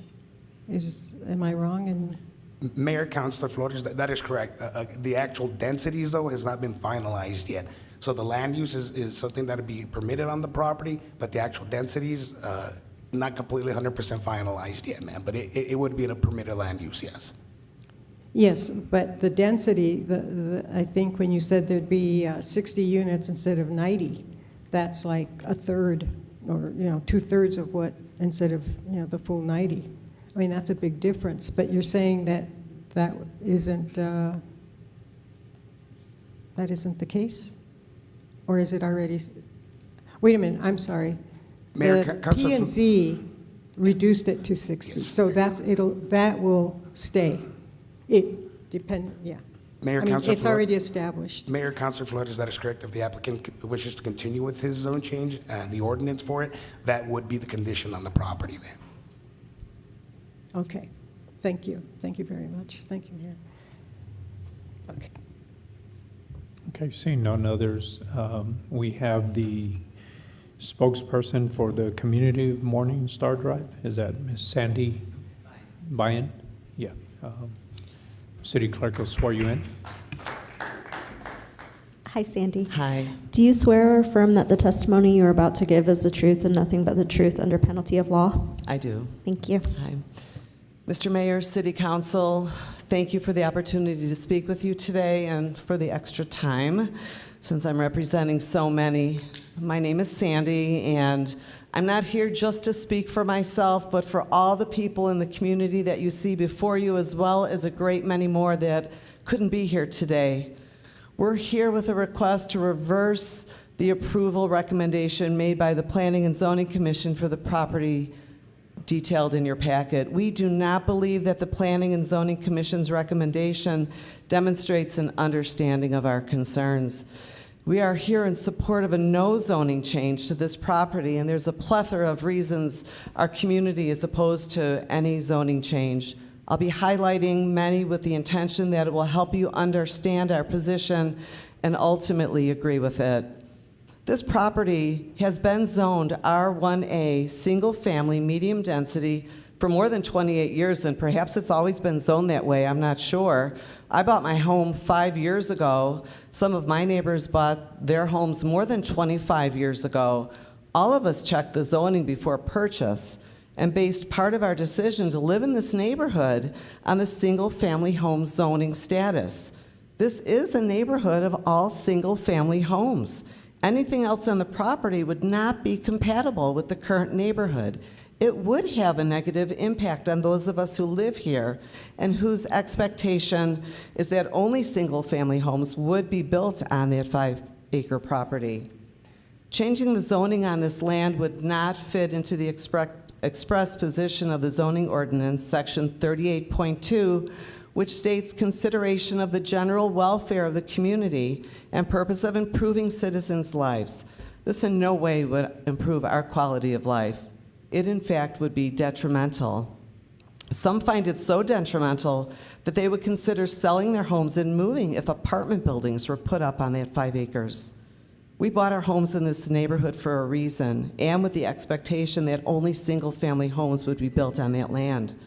Let me share some of the ways that this would be a detriment to our neighborhood. Traffic is a big concern. Roadrunner is a very busy thoroughfare between Loman and Highway 70, and we have already many apartment complexes on Roadrunner to the south, and more would elevate traffic concerns. Exiting and entering either Stellar or Morningstar is already difficult. Camino Real Middle School is across the street and just a few blocks north. Car and pedestrian traffic during drop-off and pickup times is a huge concern, and our children's safety must be considered. Parking, though addressed previously, it's still a problem. Even if only two spots are allocated, many apartments have more than 2 drivers, and certainly when friends and people come to visit, it would spill over onto Morningstar. The east portion of Morningstar is a feeder street, and our end of Morningstar is not. It's in fact a cul-de-sac with no outlet at the other end from the property in question. Adding traffic and parking would be an undesirable feature for those of us who call this neighborhood our home. Parking on the street because of overflow from any proposed apartment complex would overburden an already crowded street, create a dangerous situation for our children, and an unwelcome one for the rest of us. Other concerns related to having apartments on this property to consider, well, if you haven't seen this piece of property for yourself, I strongly encourage you to do so. My home, for example, backs up to the property, separated by a 4-foot rock wall. Same situation for many of my neighbors. If a zoning change was approved, it would be very likely that right across that rock wall where I sit in my backyard or on my hammock would be dumpsters, cars, and the backside of the apartment complex. Would you want that in your neighborhood, in your backyard? I sure don't. Some homes that surround this property are actually elevated, yet border the property, and they're concerned about the stability of their home should construction of this nature begin. Other concerns include privacy issues. Even 2-story buildings will create privacy issues for some of the homes. Buildings will have apartments looking right into existing backyards, as well as blocking the view of the mountains. An increase of trash necessitating dumpsters will not just be distasteful, but also noisy. There are concerns about water runoff, flooding, property values declining, noise levels increasing, traffic accidents and incidents increasing. We're a community that is greatly concerned about the negative impact a rezone could have on our lovely neighborhood and on our quality of life. There seems to be a lot of community concern and upset regarding zoning changes around the city. We've seen other yellow signs around town. In some cases, these signs indicate that Elevate Las Cruces is being properly used for new development, but in a few, such as ours, where we are established neighborhoods, it does not. We have our doubts that changing zoning in these areas are the intended use for that program. There are so many thoughtful and wonderful programs and initiatives that the city provides. Please extend that same thoughtfulness to this situation. Careful consideration and concern should be given to all the residents in the city in situations like ours. We understand that the City Council has an obligation to protect the well-being and financial investments of the residents of Las Cruces. We're asking you to do exactly that in this situation and deny any rezoning request for this land. We're asking for compliance with Code 38.2L, which states, ensure that development proposals are sensitive to the character of existing neighborhoods. Our neighborhood is a single-family home-only neighborhood. Please, please respect that. Elevate Las Cruces was designed to promote diversity in new neighborhoods or redeveloping neighborhoods. This is an old established community that should remain single-family homes. I know that you all have copies of the appeal of planning and zoning decision. Keeping in mind the health, safety, and general welfare of our community, please be reminded that the goal is to improve each citizen's quality of life. Apartments in this area would not accomplish that, but work in direct opposition. I ask that you carefully review the appeal, consider my words, the needs and best interests of our neighborhood, and do the right thing. Do not allow any zoning change on this property. Thank you so much.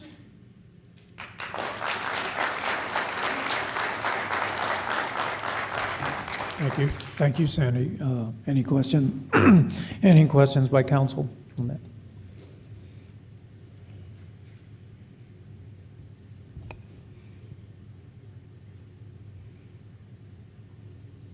Adam, was there anything else? No, sir, just stand for any additional questions y'all might have.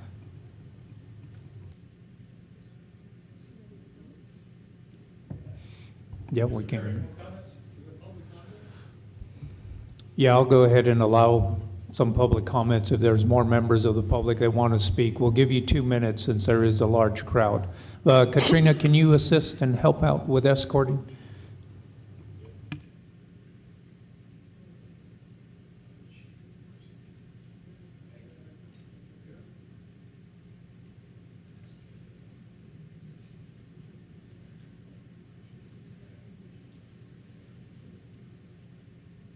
My name is Jim Hurst. I don't live in the affected area.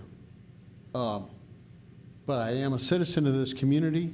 The principle of democracy is the greatest good for the greatest number.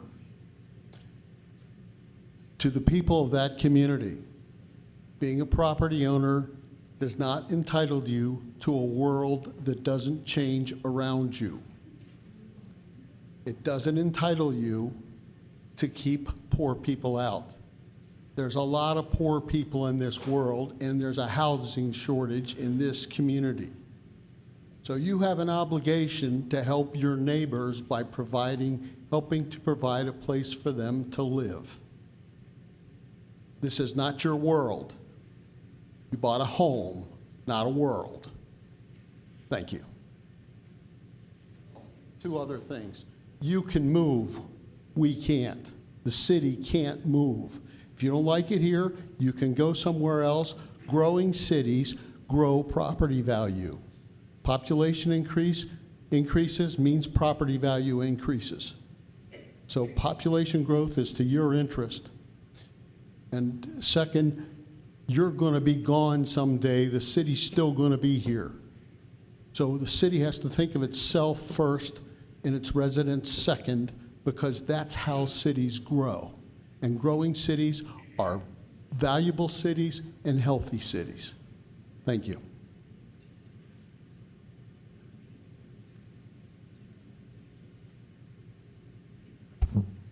My name is Jesus Torres, and just an observation from the gentleman that said, this is not our world. I realize that, but that property where I live is that my piece of land. Sir, can you come a little closer to the microphone? Okay. What I said was that the gentleman said that this is not our world, but it is our piece of land where we bought that property the way it was. And what I'm asking is, first of all, when I saw all those school children that were walking around in here, I remember seeing a lot of school kids, because there's a school right there within a block of where they want to build all these supposedly beautiful apartments. And it's really sad to see school children running across the street because of the traffic coming. You know, there's a hill on one side where you can't see the cars until they're right coming down. There's a curve on the other side that really blocks the traffic. So what I'm saying, what I want to ask, you know, all of the city council, all of you is, first of all, think of the safety of the children, and think of the safety of pedestrians that walk there, and the big traffic congestion. And unless you live there and drive in and out on a daily basis, you don't really know what it's like, especially during traffic hour. And having 60 or 50, whatever they cut it down to, is still going to add all those vehicles going in and out every day. And Roadrunner, Morningstar is not a through street. You have to turn around and come back to be able to get out of there. So what I'm asking is, please keep it the way it is. God bless you, and thank you so much.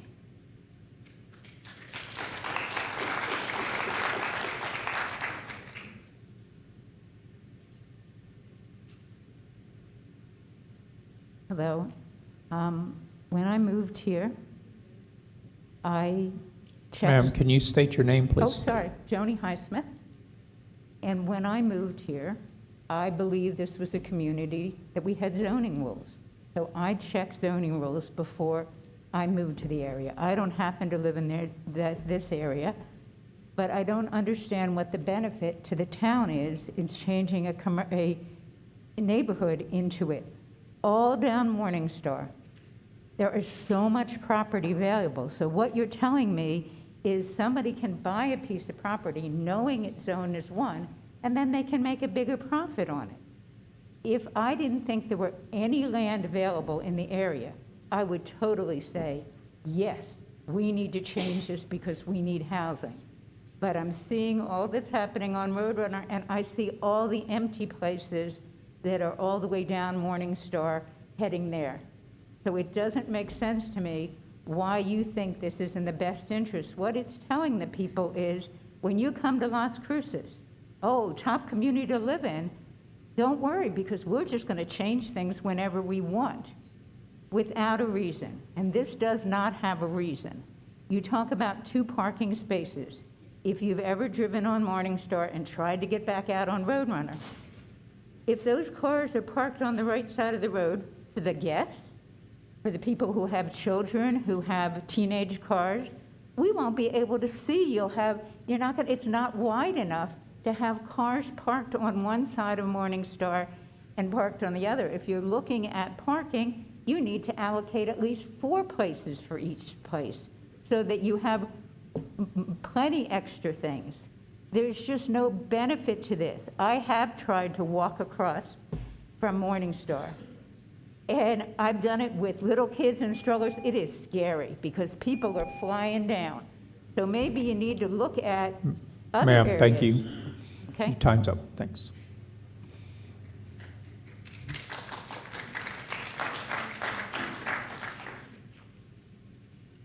Hello, y'all. My name is Richard Griffin. I've lived there for 28 years. I think I'm the longest living resident in that neighborhood. I'm handicapped. I have 2 autistic kids. My now 20-year-old daughter used to literally have to run across Roadrunner. It's not his problem, but they're failing. The police are failing. There's no crossing guard. Children are walking across that street every day, and cars are going by at 60 and 70 miles an hour around a blind intersection. There's no adequate. How many houses could go in there? 20, 30? And you're gonna do 60? That's probably 100 cars. You know, there's no way of having exiting. That's a cul-de-sac neighborhood. Everything's gonna come in and out the street where, I don't know if any one of you have seen that intersection near the middle school during drop-off time. You guys all need to consider, one of these kids are gonna die, and I don't want it to be my granddaughters. You guys have no idea how much impact it's gonna be on us. He needs to get a cop out there and literally stop those people going 70 miles an hour. Get a crossing guard at the school. You guys have blood on your hands if you vote for this. And I don't mean to be rude. How many houses can go in there? Put houses there. Why are you gonna congest that whole neighborhood? You're gonna kill somebody. You're gonna add the congestion. There's accidents on that street corner weekly. And you're gonna have apartment buildings there? Y'all, you vote for this, you'll have blood on your hands. Literally. My kids literally ran to school to cross Roadrunner. Put a light up, get a cop there. You have a cop there right now that's maybe 1 day a week. Do something about it. Don't vote for this.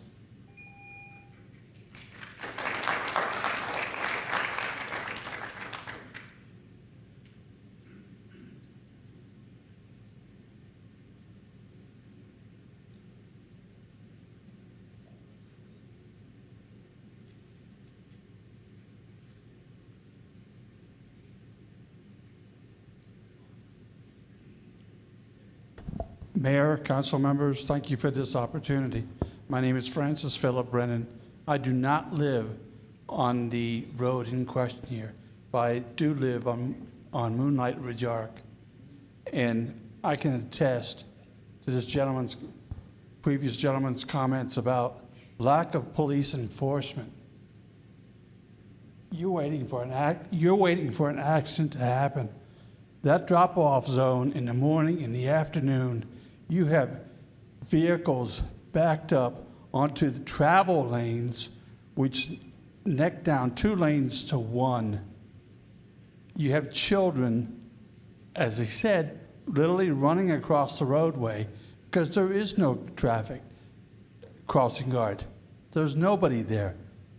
You have morning traffic and afternoon traffic Monday through Friday, literally running down, speeding down the road because there is no police enforcement on that road.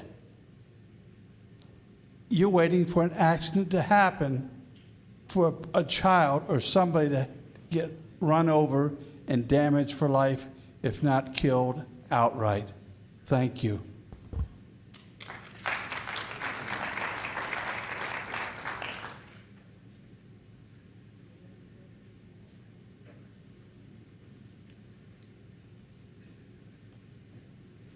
Good afternoon. I'll try and be as quick as I can. My name is Davis Davidson. I do live in this community.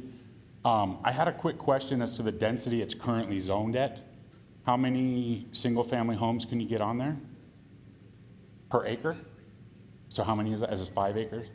Okay. So the difference between 40 and 60, they're asking you to increase 20 units, correct? Pretty much over what we currently have zoned. So the question is 40 enough, or do we absolutely need 60? 60 changes the community inherently. 40 leaves our community exactly the same. Your goals are met. You have increased housing. You don't destroy our community. You don't increase traffic. People will stop yelling at the chief, right? That's the inherent question. It's not, hey, they did a good thing going 90 to 60. The developer shot for the moon and asked for 90. They got lucky and got 60. He probably expected less. Let's leave it at 40. 40 homes in that community is fantastic.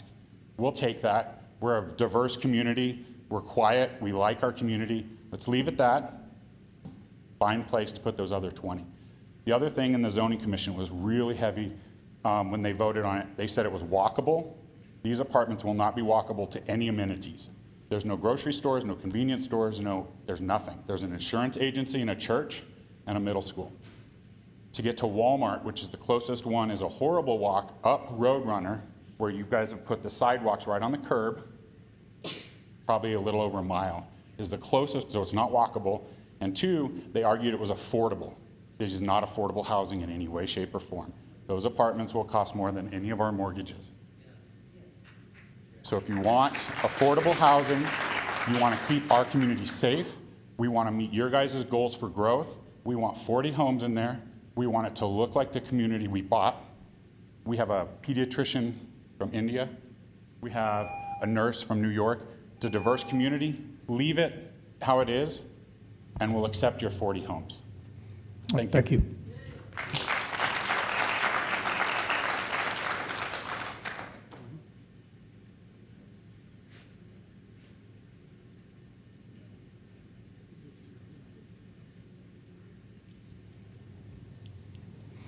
Okay, thank you for your comments. Is there any other questions?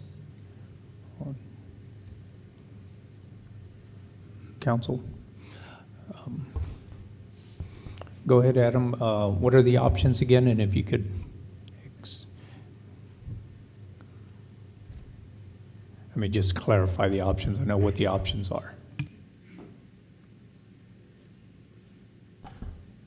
Sure thing, Mayor. So your options today is 1, to vote yes. This will approve the appeal. Thereby will be reversing the decision made by the Planning and Zoning Commission. 2 to vote no. This will deny the appeal and affirm the zone change decision made by the Planning and Zoning Commission, and the ordinance will come before you on a later date.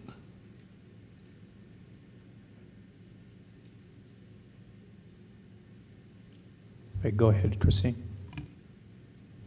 This is on the motion to approve Resolution 25-038. Councilor McClure? No. Councilor Matisse? Councilor Matisse? I'll pass. I need some clarification. We need a vote because that's where we're at. Yeah, what's Clarification I need. If I vote no, then it's homes. We have the 40. If I vote yes, so this is a yes vote, and then it stays 40 residential homes, correct?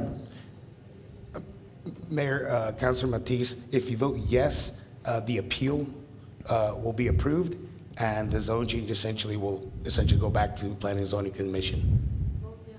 Vote yes, please, sir. But if you vote no. I feel like I'm at a baseball game. We need Yes. to know. Counselor Graham? No. Counselor Cran? No. Counselor Flores? Amend. Oh. Yeah. Yes. Counselor Bencomo? No. Mayor? Yes. Motion fails. Thank you, folks. Thank you, Adam.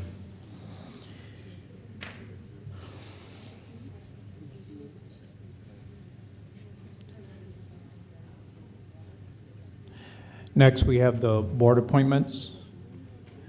Need a motion and a second on the motions for the Chad L. Curry, new appointment to the City Art Board.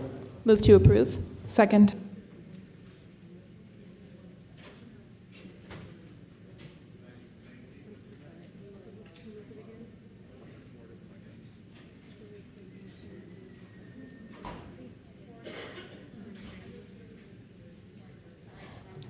Graham Corrin? Okay. This is on the motion to appoint Chaddy L. Corey to the City Art Board. Counselor McClure? Yes. Counselor Matisse? Yes. Counselor Graham? Yes. Counselor Cran? Yes. Counselor Flores? Yes. Counselor Bencomo? Yes. Mayor? Yes. The next one is Alexandra McKinney, a new appointment to Lodgers Tax Advisory Board. Move to approve. Graham. Second, Corin. This is on the motion to appoint Alexandra McKinney to the Lodgers Tax Advisory Board. Counselor McClure? Yes. Counselor Matisse? Yes. Counselor Graham? Yes. Counselor Cran? Yes. Counselor Flores? Yes. Counselor Bencomo? Yes. Mayor? Yes.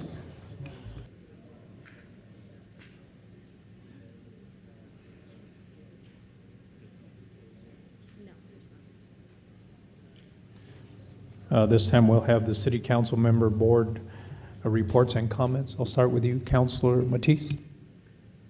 Mayor, I have none. Councilor Grant. Do we need to ask Counselor McClure? Okay. I'm also a pass, but Counselor McClure, you got anything? Yeah, Councilor McClure.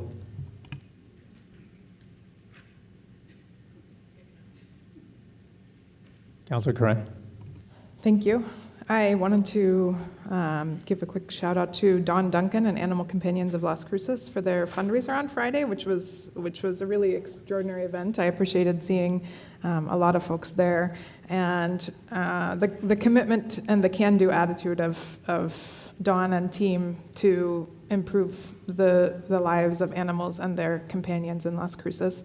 So I just wanted to share my gratitude for that event. And tomorrow afternoon at 3 p.m., we'll have the groundbreaking for Fire Station 9, which will be at the corner of Sonoma Ranch and Central. This is a GeoBond project, and I really appreciate the voters having us put the first fire station north of Highway 70. So I'm looking forward to the groundbreaking tomorrow at 3 p.m. Again, Sonoma Ranch and Central. And that's it. Thank you. Councilor Flores. The South Central Rapid Regional, South Central Regional Transit District, which goes from, it goes all over it's all over southern and into El Paso. Southern New Mexico and has some ridership into El Paso, is doing very, very, very well. The numbers were good before the COVID, and then the numbers now have, they're just off the chart. It's just amazing. David Armijo, the fellow who the person who heads that, has been doing a fantastic job getting federal grants and making sure that this part of the USA gets a fair share of the federal funds. Thank you. Mayor Pro Tem. Thanks, Mayor. As always, I always wish folks would stay just a little bit longer and listen to some of our comments. Ultimately, I think I'm very concerned about the traffic issues that folks keep raising here. I think we have a laundry list of streets where folks are telling us that they absolutely need traffic calming. Like, it is absolutely an issue. The budget for traffic calming is no more than $80,000 a year, I think, maybe less. And so this is clearly an issue that keeps coming up. I'm hoping that Vision Zero is coming to a work session soon. But the reality is, the very sad reality is that in the last 20, 30 years, this city we've built the city to be a car-centric city. It is completely car-centric. It is truly not walkable. It is completely around the needs of drivers and vehicles. And that is a sad reality that we should address. That I think is related but separate from housing development. I think in the last, almost 5 years that I've been on this council, there has not been a time where someone has not been against a apartment complex. Not a one time. Even items that don't come to council, people will email me with their concerns about apartment complexes. And I think we really have to explore the deeper meaning of that, what it really means for people to be against apartment complexes and multifamily dwellings, because it has been an issue every single year, and the excuse hardly matters at this point. It's either traffic or it's those people that we don't like living in our neighborhood. But the reality is that every time apartment complex has come to council, people have wanted us to vote against it. And so we definitely have to sort of separate the two conversations, but continue the conversation around traffic calming and this reality that we have a very much car-centric community that impacts the very well-being of our neighborhoods. That is just a couple comments I wanted to make regarding that last item. Speaking of traffic calming, we are having a meeting right here in City Chambers regarding the South Melendres traffic calming efforts that we've been discussing the last couple of years. That meeting is going to be held right here in City Chambers Thursday, September 26th at 5:30 for about an hour. I will be here. Our constituent services folks will be here. City staff, Public Works. We will have a conversation about South Melendres.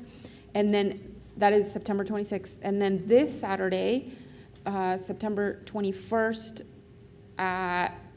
from 9 to 12 a.m., we will be holding a neighborhood cleanup event for the Branding Iron Circle neighborhood. And I just really want to thank Katrina and the constituent services team for setting that up. And Katrina and Andres, my intern, went and did door hangers and everything last week, inviting folks to participate in that neighborhood. So I just really wanted to say thank you all, and hopefully that event is successful.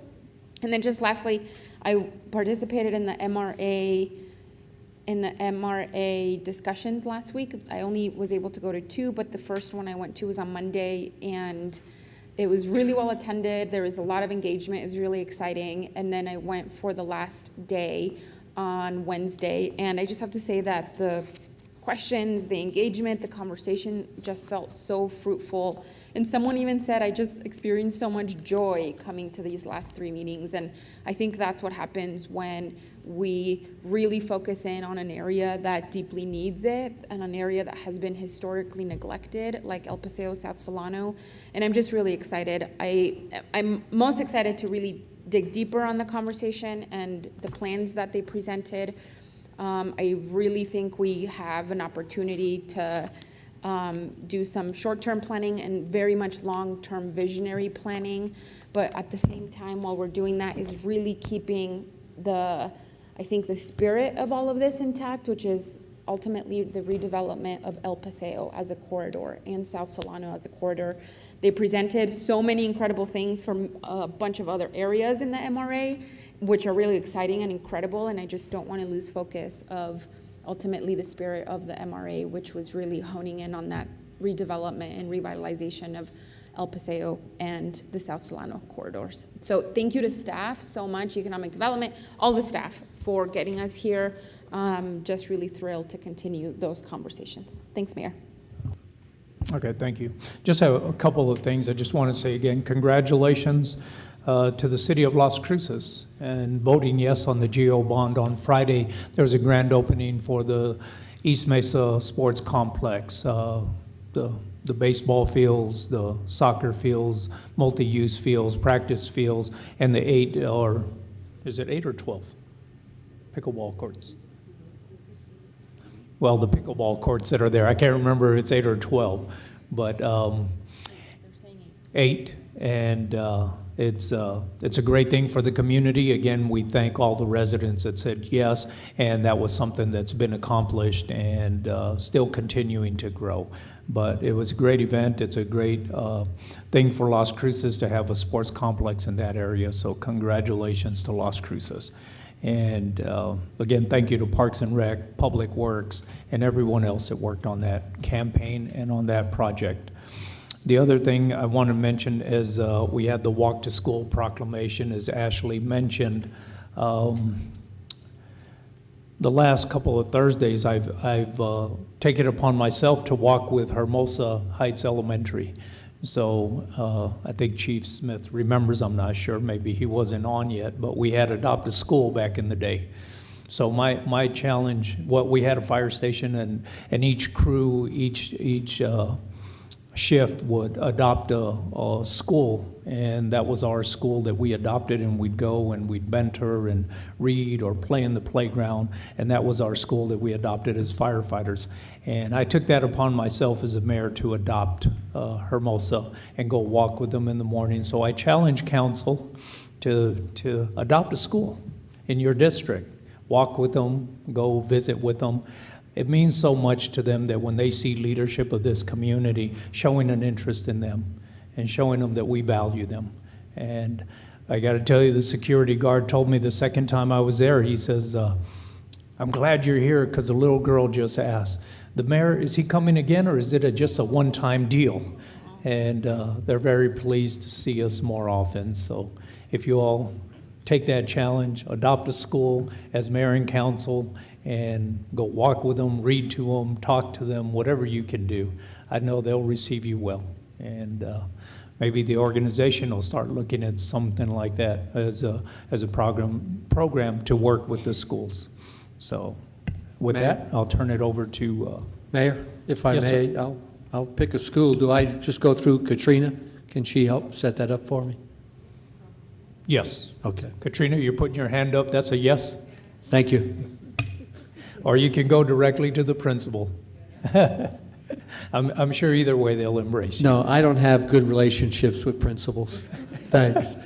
You did. All right. Yeah, with that, I'll turn it over to the city manager for his comments. Thank you. Thank you, Mayor Enriquez, Mayor Pro Tem Bencomo, and city councilors. Hello, Ikanita Mopel, city manager. And I have a few announcements, and then we'll let everyone be on their way. Thank you so much.